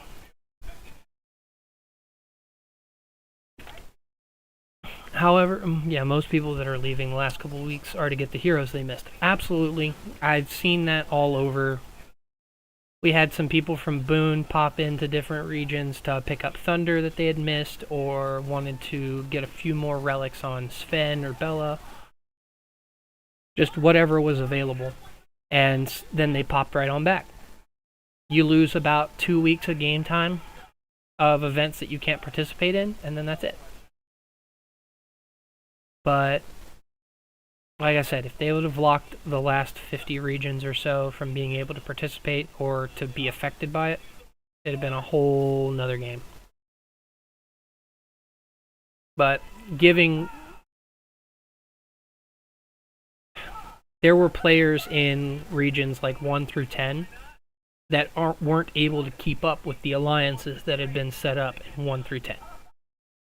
Even our alliance in Region 6, we were stuck in the top 3 islands, the top 3 Dark Seals, simply based on how well established our alliance was, even if we didn't have the power to keep up.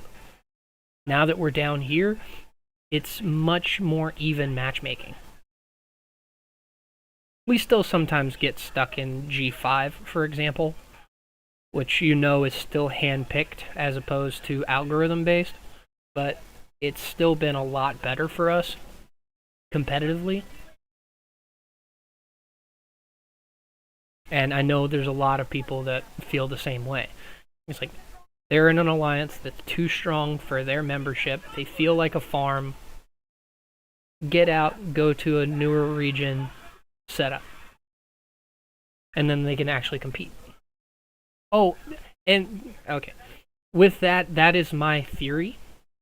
And I base that off of how the choices are made. You can see the difference between the choices that are made for the top 5 regions and everything else. Even this last Dark Seal. There is no algorithm on this planet that would put Boone and HNB with Region 25. Unless Region 25 committed some insanely heinous act that warranted their death.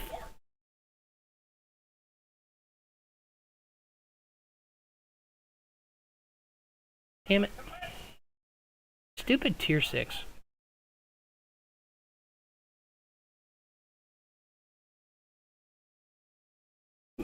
But yeah, no, like I was saying. Dark Seal. It should be 3 alliances of that power. Or 3 regions of that power, not just 2. That 3rd region has no chance.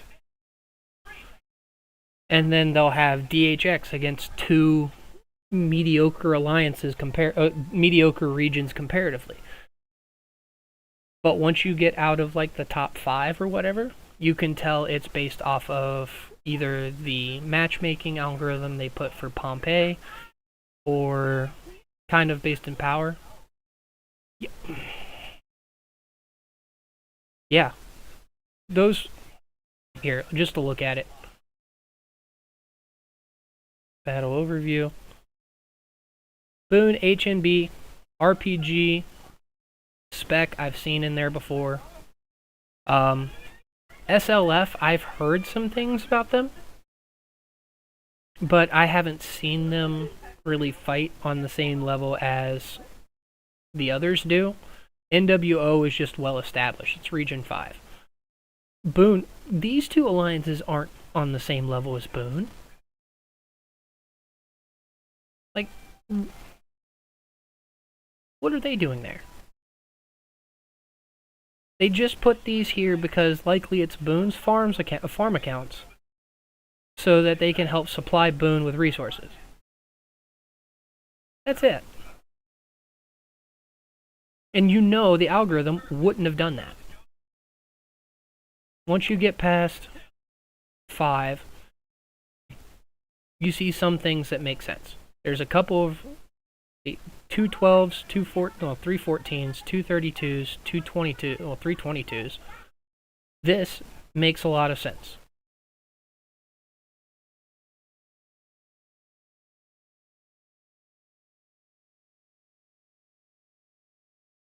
Bunch of alliances from different regions. Makes a lot of sense. Here was the other one that really kind of nailed that for me. If I remember correctly, all 3 of these alliances speak the same speak the same language. DHS is right here. All 3 of these alliances, I believe, speak the same language. DHX, algorithm-based, should be up here. If it was based on an algorithm, they would find a way to put RPG, DHX, Boone, HMB, crap, gotta scroll up. Where are they?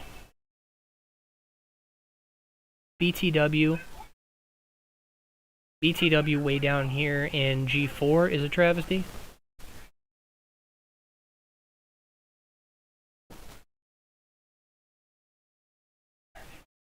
If they were going based off of the power of the alliances, those should not be outside of G1. They shouldn't be.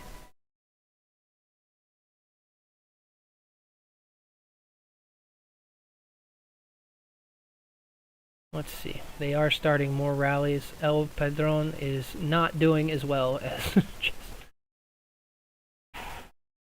This is an immediate triple rally on this one. That's insane.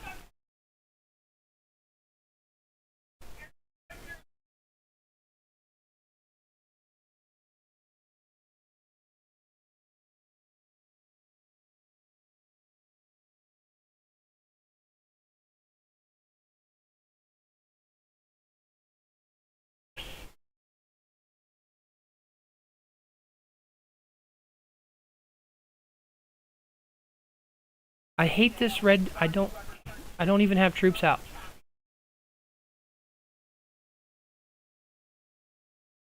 Yeah. Go on, I want to get back to it. I started in Region 6 right after the game's first major release. I believe 6 was the second region that opened up in the game after it was released globally. So I've been playing this pretty much since it came out. The 1 through 5, or the 1 through 4 regions are full of people who started playing the game before its official, while it was still in kind of like beta testing. And this game didn't start everybody over. Everything that you had created in the original beta testing stayed. And that's kind of what I did with my secondary game as well. I've been waiting for the release on this game since for a couple of months actually, and I got in as soon as it was released. So this is actually, let's see, where's my, oh, there it is. Oh no.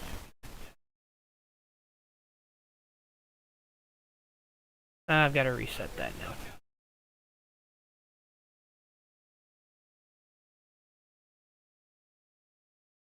Let me fix that sourcing while I work on it.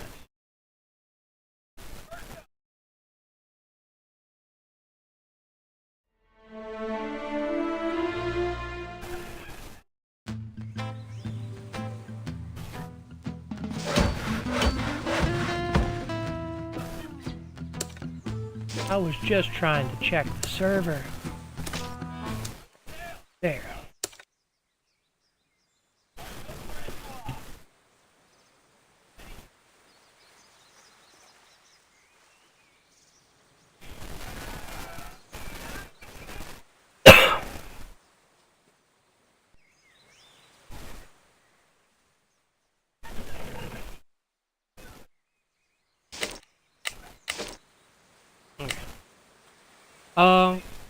Technically speaking, yeah, it's over 2 years old. You can actually check that.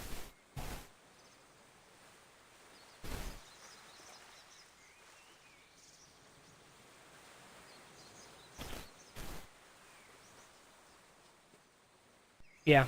Region 1 has been around for 806 days, so over 2 years. I've been in... I haven't missed a day for 464 days. Have not missed a login for 400...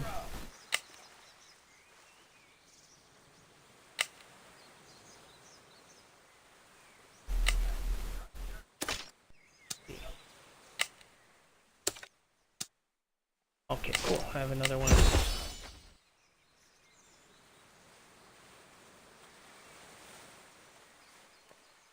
They put that under maintenance. El Padrone is... Oh man, they need to switch that.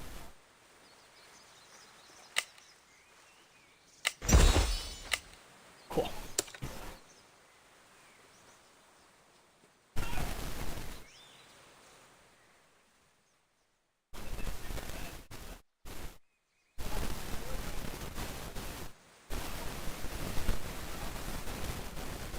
They're gonna have to rally this again. All of that effort to get it started burning, only for them to just gem it back.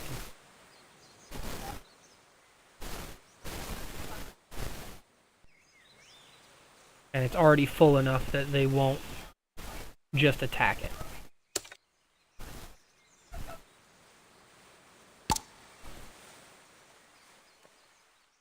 Oh, I know. The players that have been in there for that long are either at tier 6 without having to spend, or have been at T6 for a while.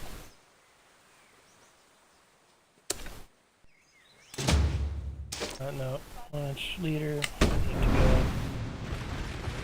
go.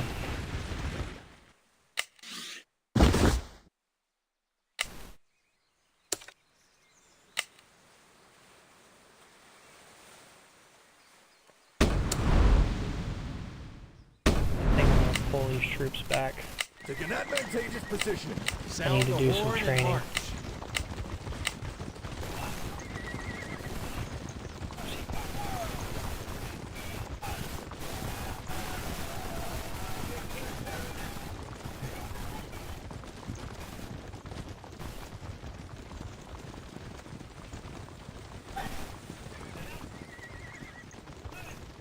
Yeah, you got to be careful with some of those early buys because I feel like a lot of games do that.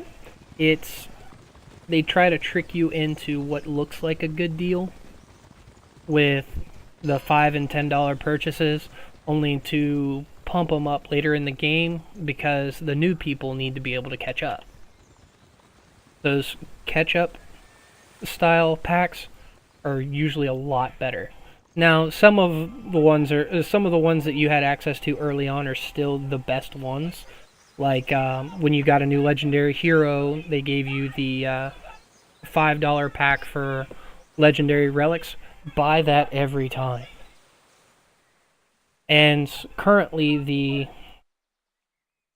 privileges subscription, more than worth the $5. More than worth it.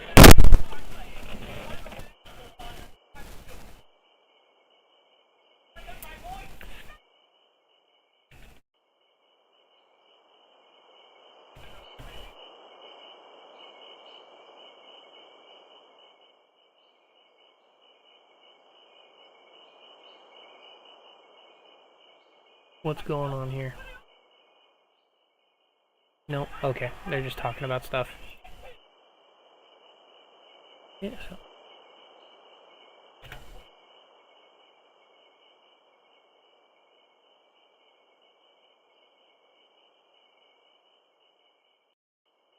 Oh wow, the sword doesn't have. Jess isn't in there.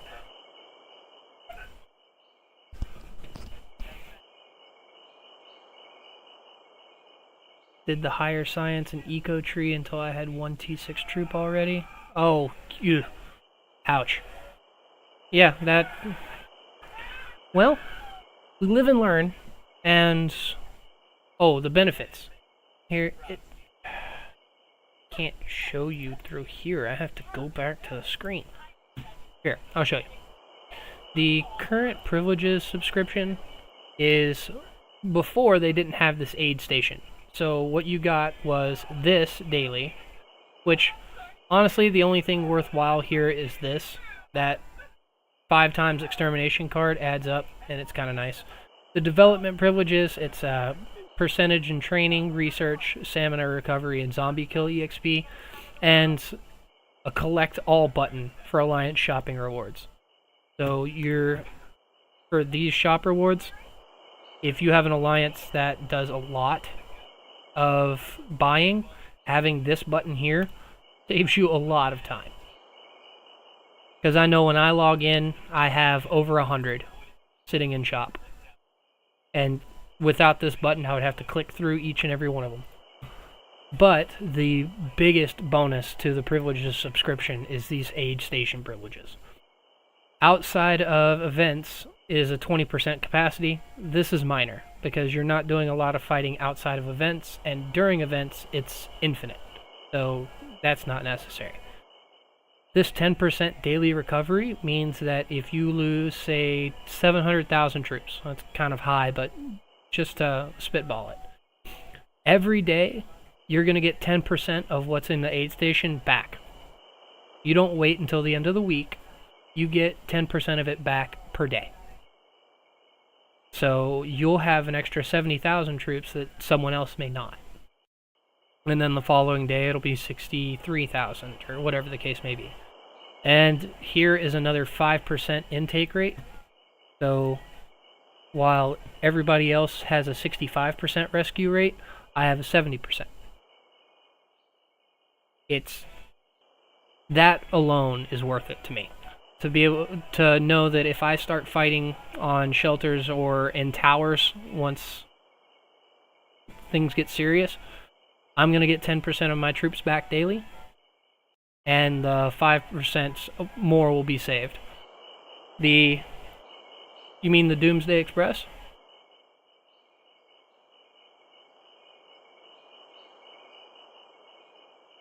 Yeah, this one's kind of nice as well. It gems, and honestly, I need to update this one because I have enough gold to get it now. I'd usually try to wait for this one till buying gold is on sale for like 20% cheaper in the gold mall, because then the cost of this is quite a bit cheaper.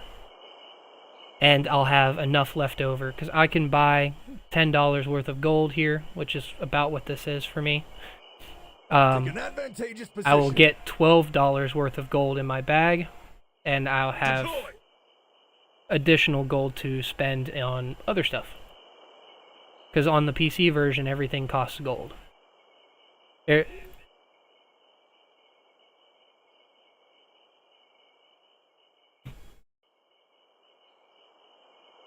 Anyways. This is primarily on the PC version. If you use... I wish I could show you the gold mall. But about once a month, you get a... They say in Discord, hey, there's a gold mall sale going on for 20% of... You get 20% more for your purchase. So instead of like 100 gold for $1, you get 120, so on and so forth. At that point, I would get the $10 pack. Use that $10 pack to get the Doomsday Express and the Privileges subscription, if I can, and I would still have gold left over.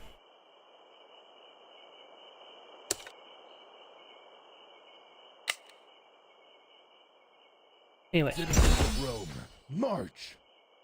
Trying to make the most of the money that you do spend is very important for someone that doesn't have a lot to spend. They got it burning again, and it doesn't look like they're going to be able to fix it in time. Depends on how long they kept it fighting.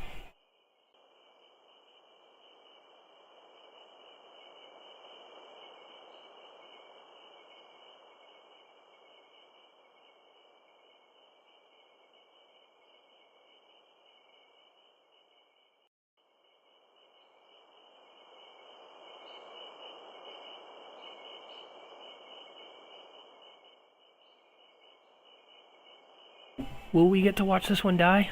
Here, while you all watch that rally, I will do some stuff with my training on my other game. You know, you don't give me much. 20,000 is nothing when I'm dealing in millions. Training ground. Take an advantageous position.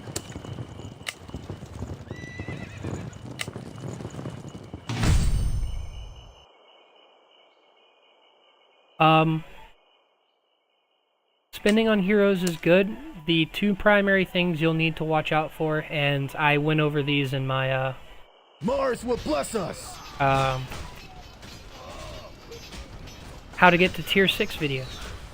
The two things that you want to make sure you try and get with your gems is VIP 11, and that's because you get 2 hero fragments per day, which cuts down on your time to awaken a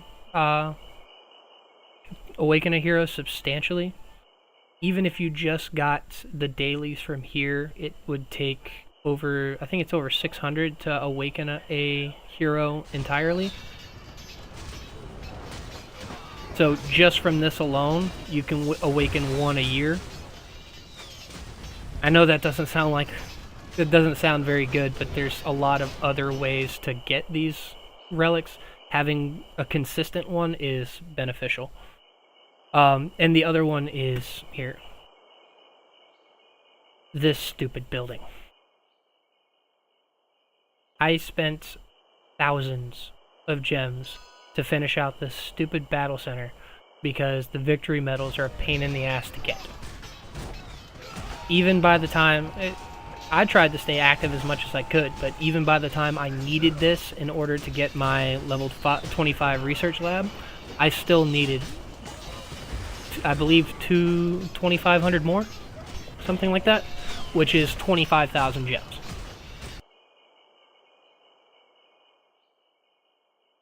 As far as awakening a hero quickly, yeah, free auto rally definitely helped. I will die But an even with honorable that, death in battle. it still takes a while. Yeah, between the free auto rally and the limiting the hive minds to level 5s and 6s in the level 3 zone, the zone 3 was huge. That was 2 really good updates there. Trying to think of all the different ways you can get relics. The daily from VIP. The backdoor, the back alley doctors event gives you 12 once a month. So that adds up to 144 a year. Pompeii every other week can give you 10, so that's 20 a month, or 240. Good lord, please do some math. Then, I'm trying to think, what are the other big ways to get them? Top Commander. Top Commander, you can get one fragment per day for maxing out the events. So I think that's...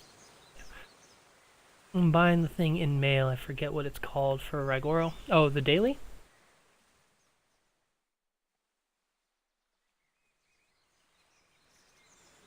Yeah, you can get it for... Eventually, all of the roulette heroes will end up in here. Because I have up to Bella, but there was up to Adut in here. Oh, the supply event that we just had going into this is another way to get 10 a month. That's another 120. So we're already looking at 240, 120, 360, 504, and 720, 730. So in a year's time, just from the events that I just said, you're looking at, what, 1,300 and change relics? Enough to fully awaken 2 heroes without having to spend anything. Just participate.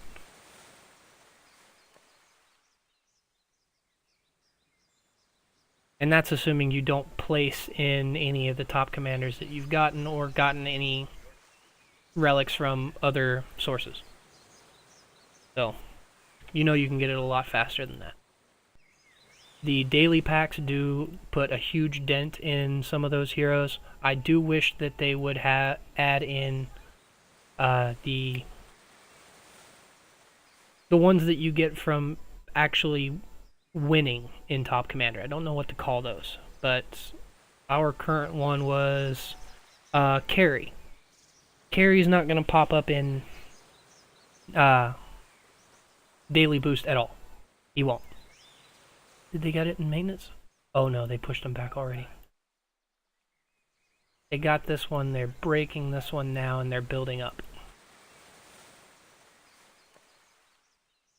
Yes. They need to have a way to get those. Honestly, if you added those to the police searches at very low rates, no one would be upset about that. I think with the current rates that they have... Go spread more chaos. Let's see, the current rates that they have for these legendary hero is less than 1%. So even if they only added the fragments of legendary heroes and just kept them out of the legendary hero rating, just do that.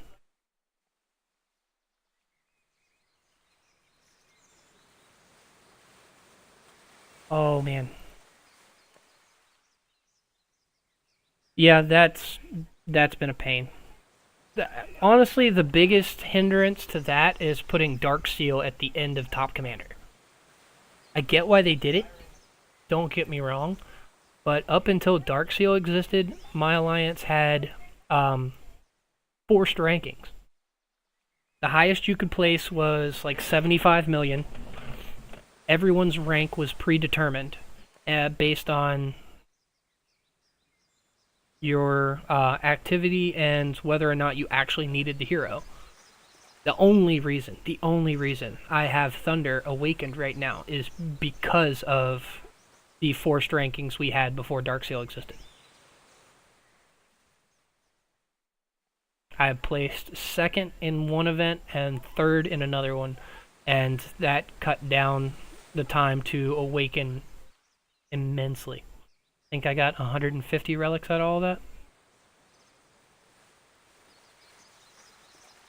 And he was awakened not too long after that because I had been saving up relics for him.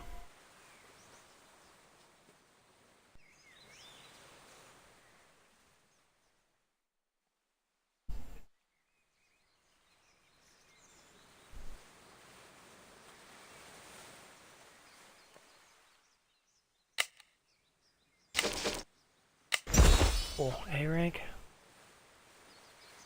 Oh, here, I'll show you one.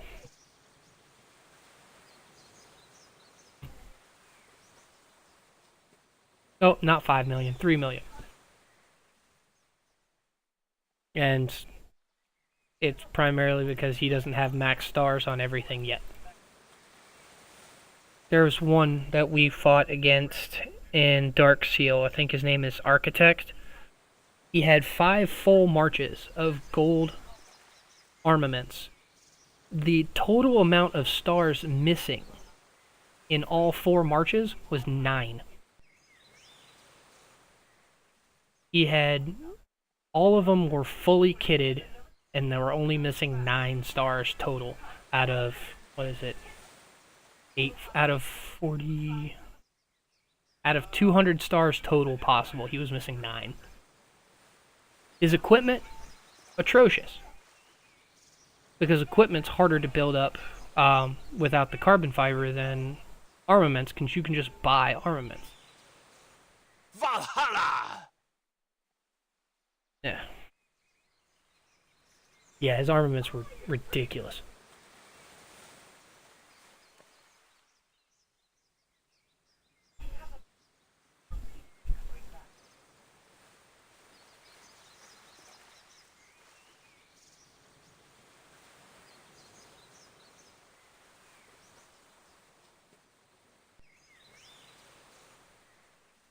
Okay.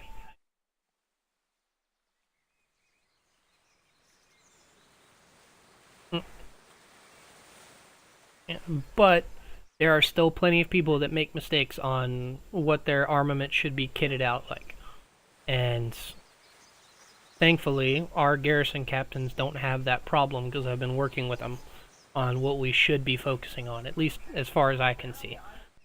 And I have a handy dandy little spreadsheet to help them figure it out.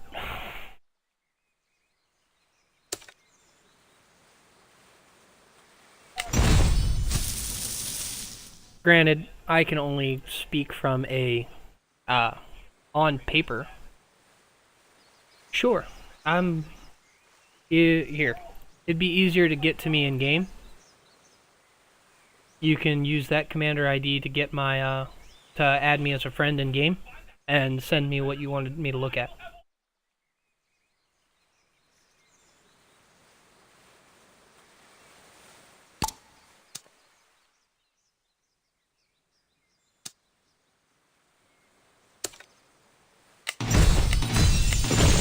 Oh, for the love of Christ, you're making too much noise.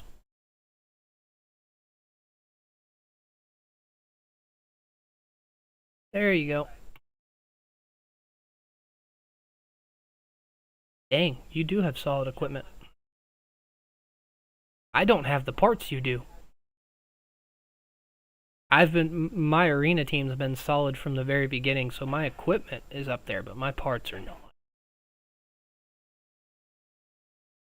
Here, let me chat with you. Makes it easier to track down later. But yeah, I'm happy with my equipment. I just don't have the parts.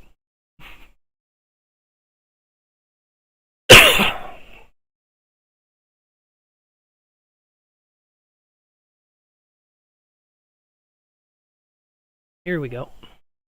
Okay.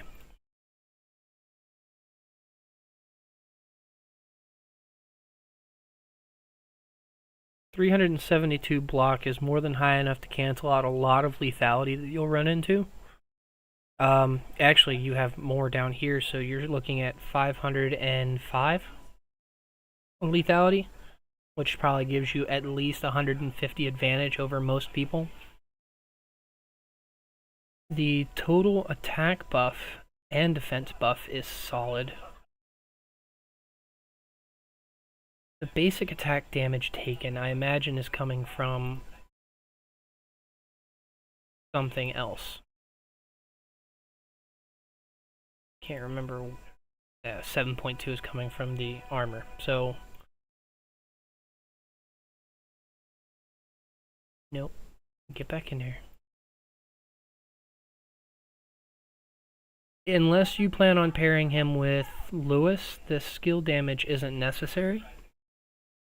Well,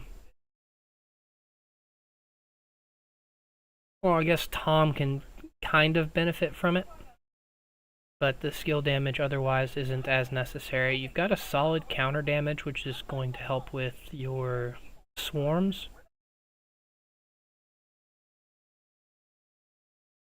This, sadly, is coming from an equipment. No, you've got this built fairly well. I would try and work out these non-specific ones, if possible. Yes, that if you run into that problem a lot, then yes, squad buffs are going to be better than infantry buffs because they will boost everyone.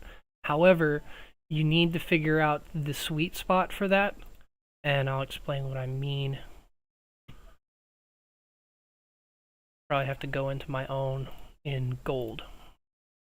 Oh, quick equip. Manage own. The reason I say that is if you look at, say, the infantry squad lethality, the max is 65. If you come down to just squad lethality, it's 60. Non-specific buffs will always be lower than specific ones. So if you do have problems with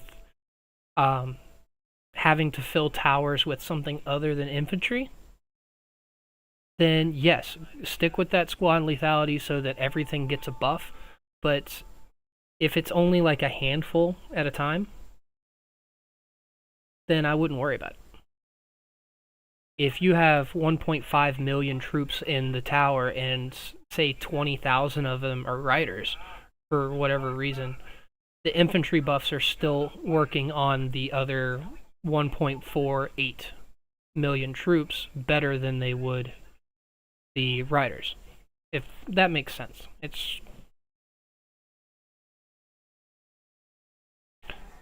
otherwise, no, you're perfectly fine doing that. I imagine your alliance has a lot more instances where that becomes a problem. But in that case, if you're dealing with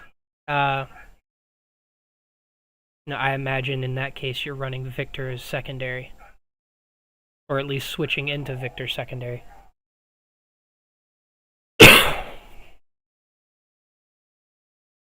Yeah, Victor definitely changed things. Lewis works just fine. And Lewis...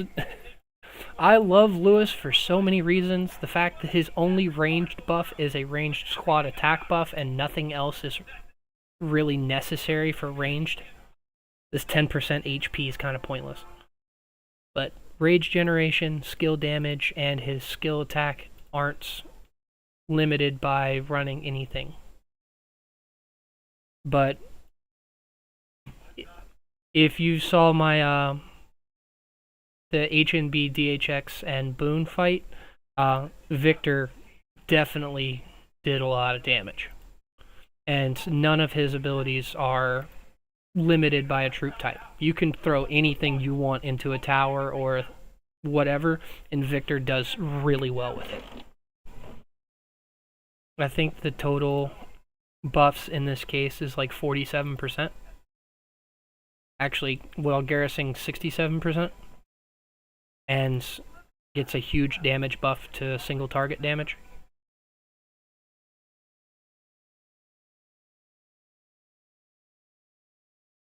I don't think H&B would have been able to hold as long as they did if they hadn't used Victor early on when they were still trying to get infantry situated.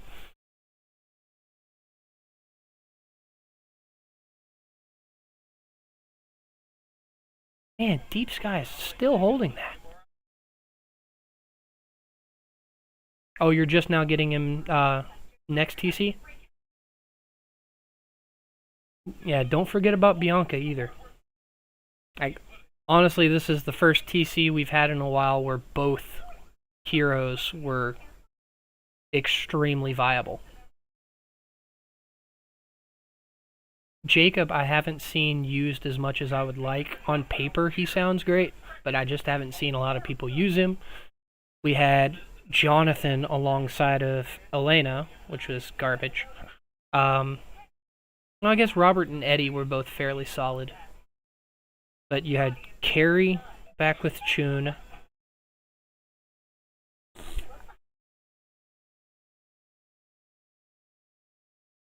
Adut is powerful, but when put alongside of put up against Thunder, she can be ignored. Does TC Heroes reload? Honestly, I wish I could go back to Region 6 to answer that question. Okay.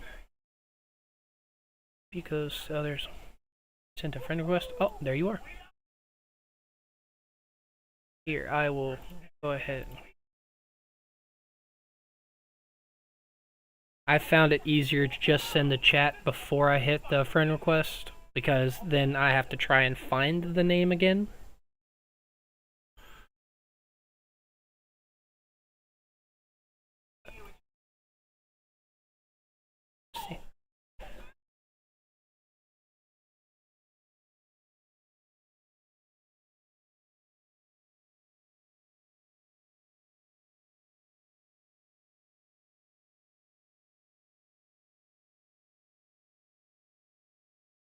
There, they got it. Look how many people walked away from that. Fill up that tower quickly.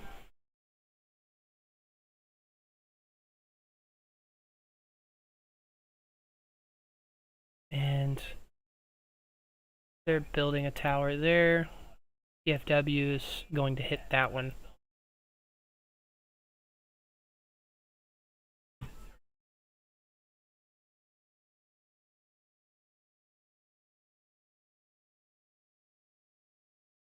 Holding on to 10, so he's taking an additional 30% damage. And he's 20% slower. But even with infantry in that case, he's still going to be fairly quick running. And he only needs to outrun most of them. They're not going to bounce through the farms. Ugh.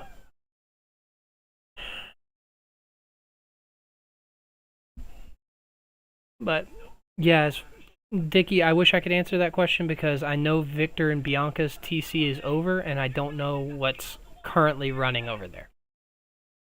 So they should have reset back to something, but I don't know what.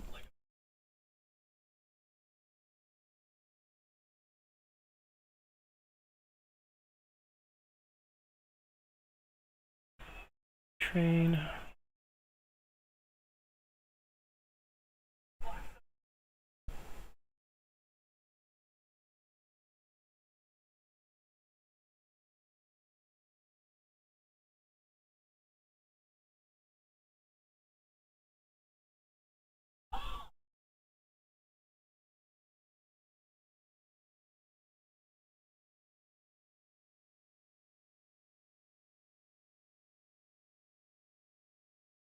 That.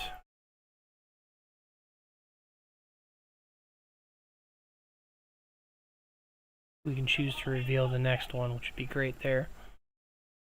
Sorry, got sidetracked.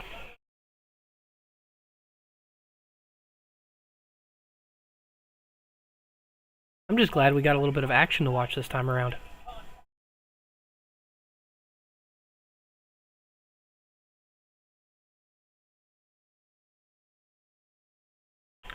Oh my god. 9 minutes, they'll start rallies on that one.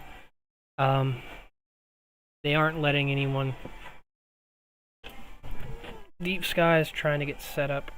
But actually, it's this Deep Sky.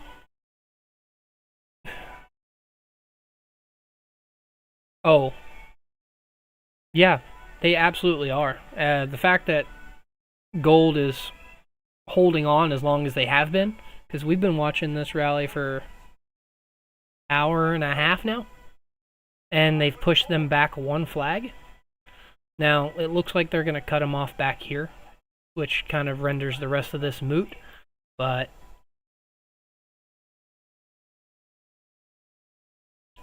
don't know why they're still building flags right here.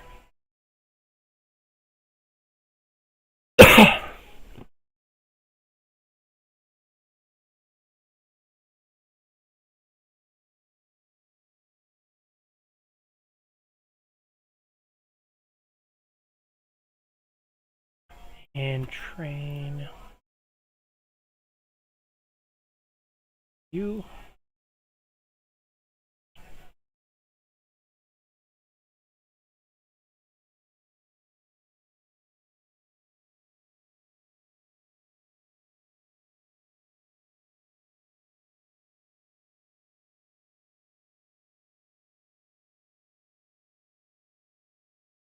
Ooh.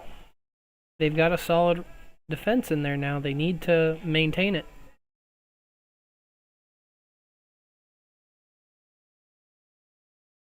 They're trying to get Deep Sky in there before they note the squad size.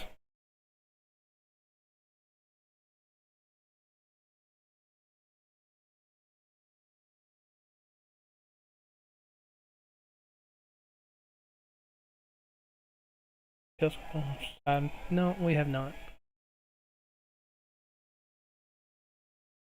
Not for the hints of trust. Another Legion, so you're running, so kill the cabs there.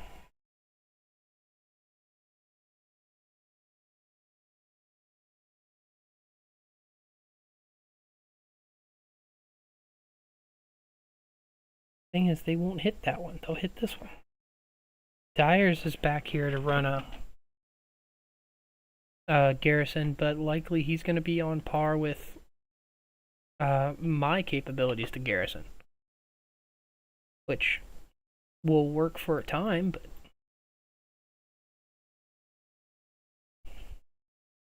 here's a rally on it already, and Roxarel is holding.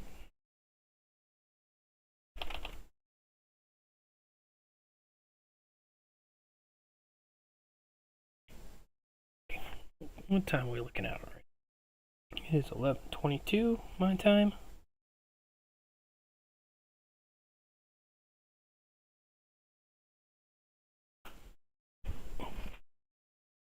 What you doing?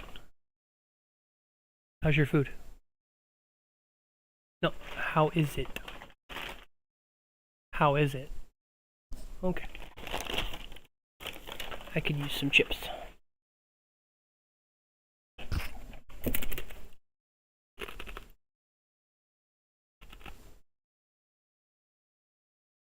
Oh, Z?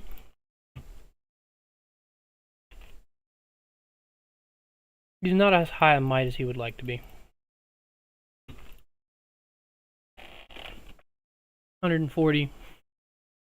A little bit all over the place with his equipments, but his parts are focused around rider rallies and infantry garrisons.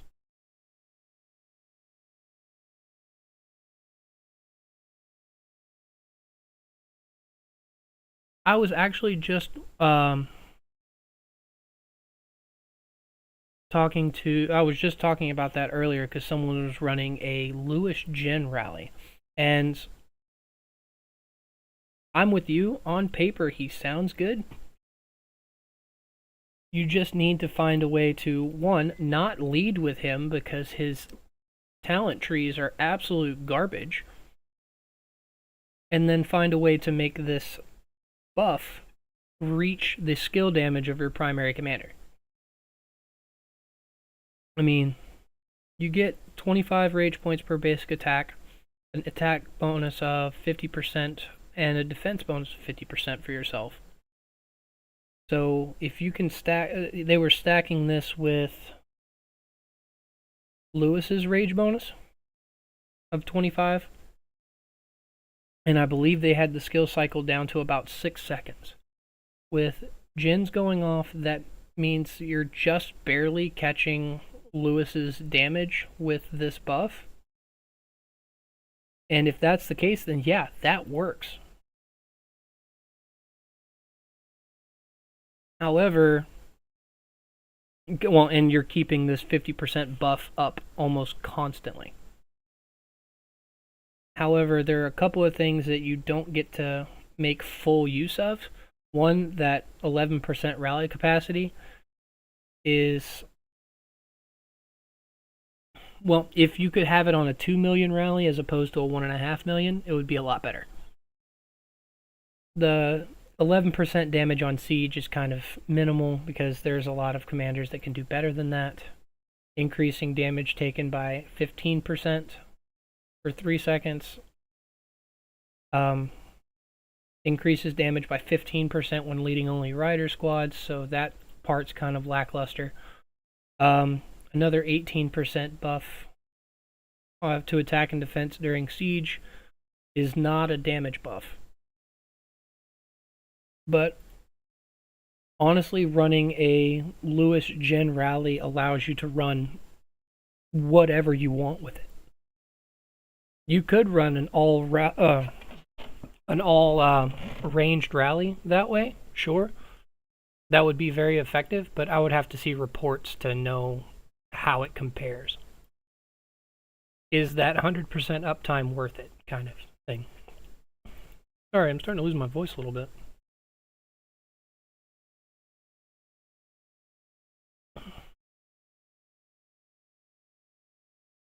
But yeah, that Lewis Jin had some of the fastest skill cycles I've seen. It's still burning.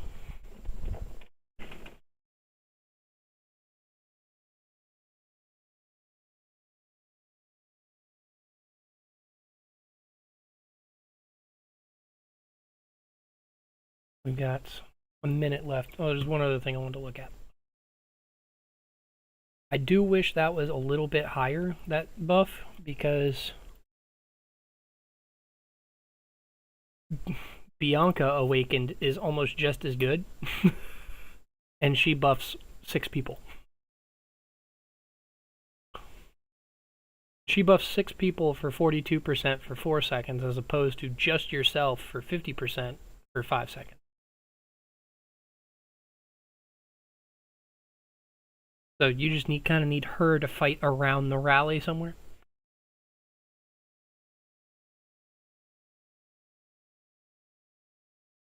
Yes.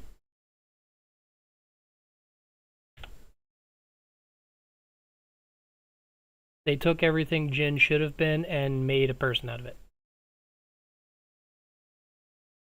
And honestly, because of those abilities, she's likely going to overtake Lee on the first person to die on the battlefield.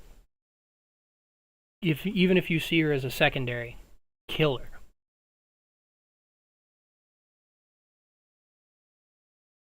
Okay, here we go. Versace is settled down, scouted, and rally started.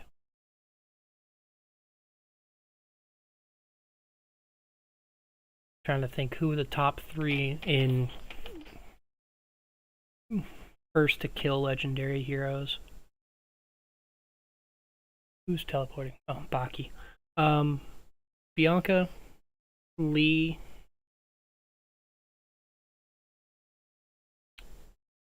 trying to think who should die next first.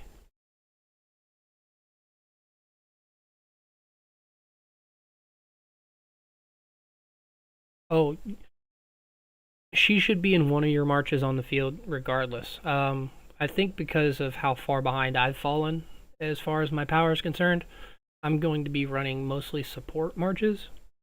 My infantry can hold for a good long while on the field, so I can run like Raigoro Lee, Thunder Bianca. I can run a Tom Alex just to have all of my buffs and debuffs on the field running full infantry, and no one's going to want to touch them. Because everybody's going to be aiming to kill the ranged units, the rider units, anyone that brought a Jaden, anyone that brought an epic commander to the field.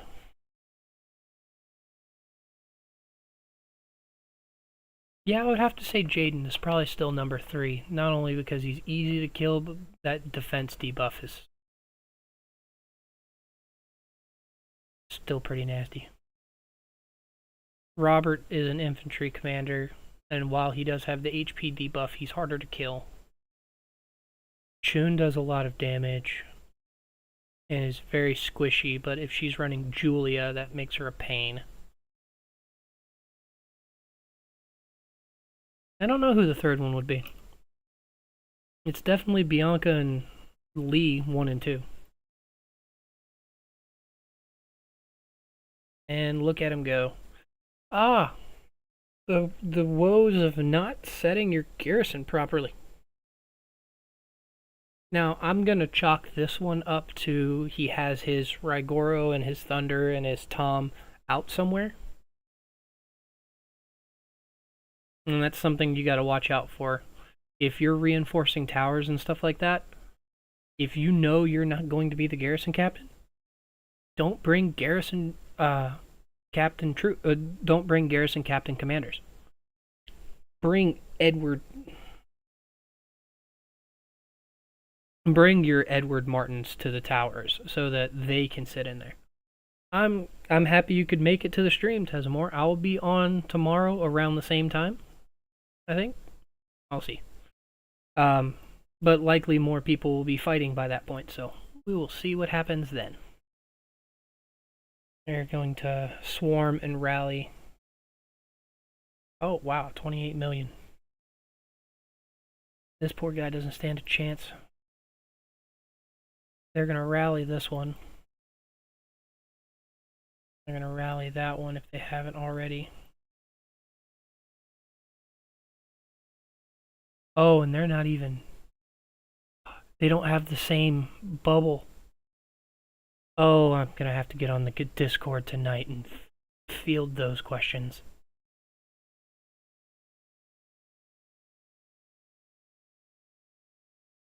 They're full zeroing people. No bubble. Come back. Hit them again.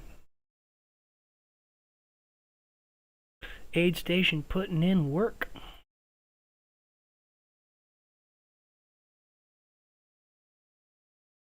Okay. Check the rally that's likely started over here. Oh, no, they canceled it.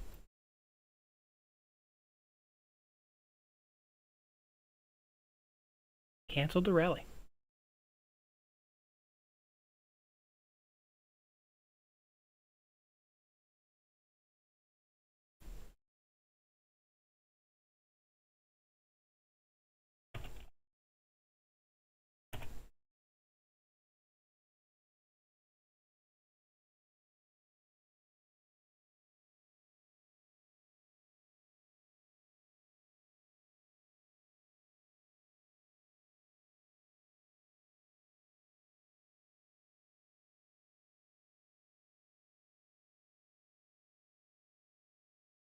Count for why?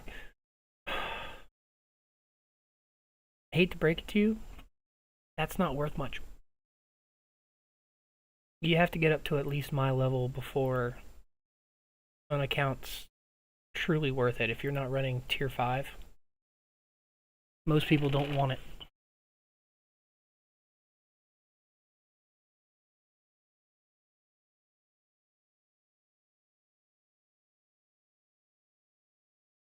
Dell is out on the field and doing some damage.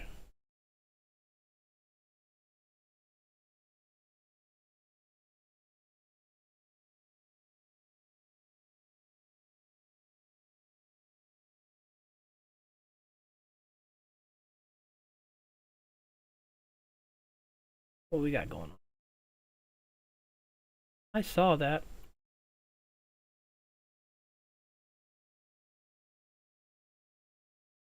That was likely a teleport from the other one that was bleeding into it.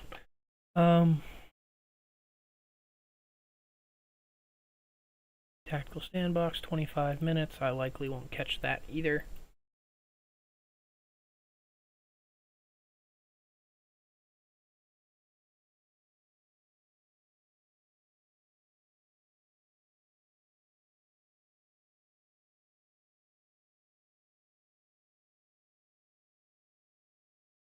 What are we waiting on as far as building another tower? I'm kind of curious. Alliance Watchtower build. We need 3.2 and we have enough, but I think we're kind of stockpiling for now. Yeah, we have enough for plenty of towers to build.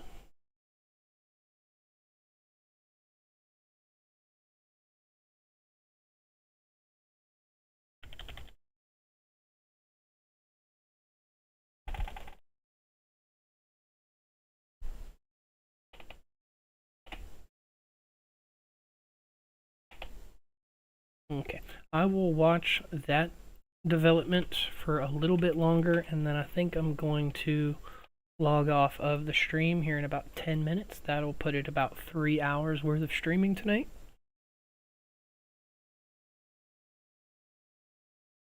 And they are rallying it very well.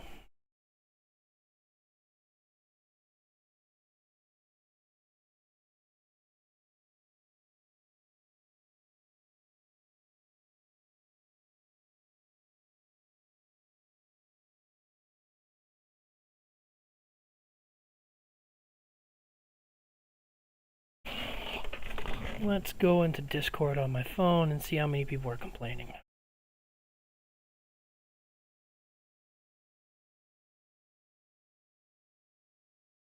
I imagine I'll have people reaching out to me.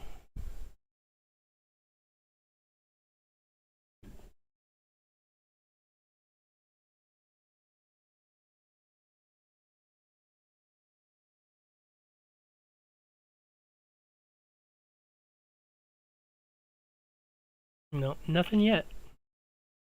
I imagine that won't be long.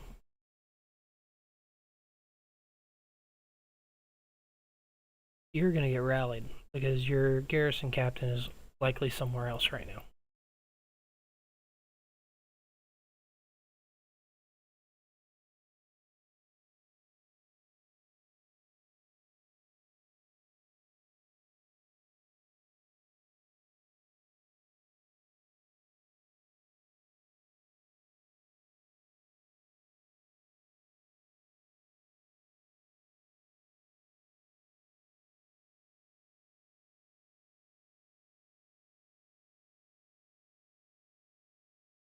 I'm happy to stream this. I'll be on around the same time, and they did win it.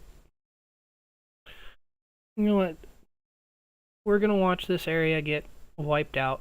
If you would like to take a look at this later on, feel free. I just know that they're not going to be able to hold this unless they pull everyone back to do so. And I don't think they want to do that. So everything south of here is going to be wiped out.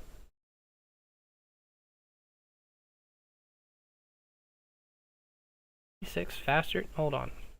Oh, there's no way tier 6 is faster. Don't be spreading no misinformation. Tier 6 riders are at 845. Tier 5 riders are at 885.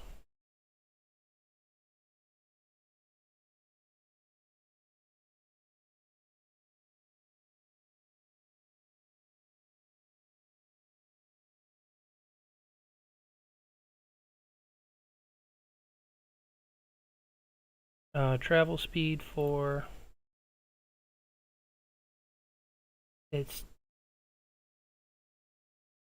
930, tier 4, 885, and 845.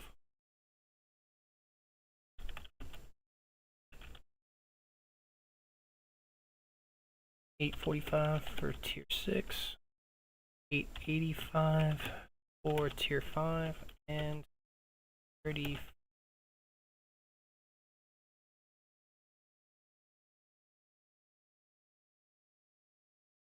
For reference, my tier 1 cars are 1,095.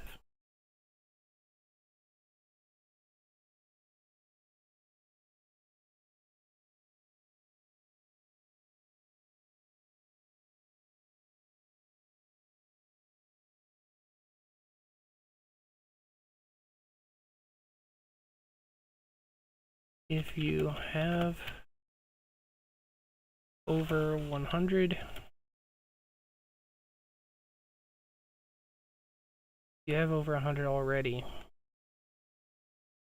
Any slower till you hit 1,000.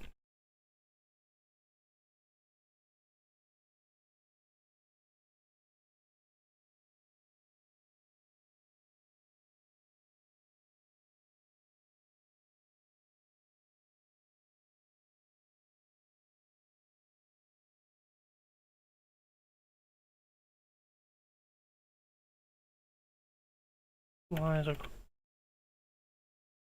board to allow your troops to be able to run away.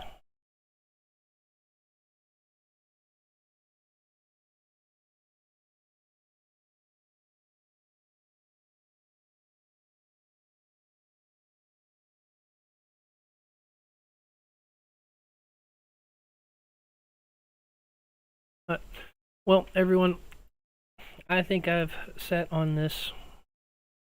Who's scouting me? You can scout my shelter? Oh no, it's Infiltrator. Found me.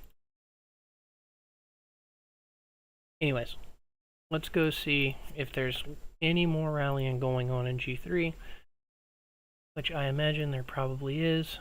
You can always come over here and watch it yourself. They have maintained it. They're set up around it a little bit better.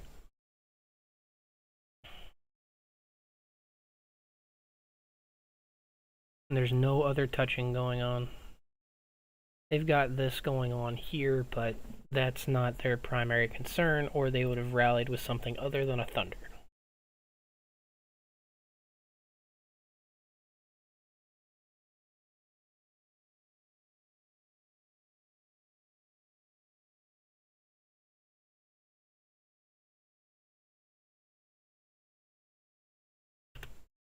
Hunting Rider team will be running.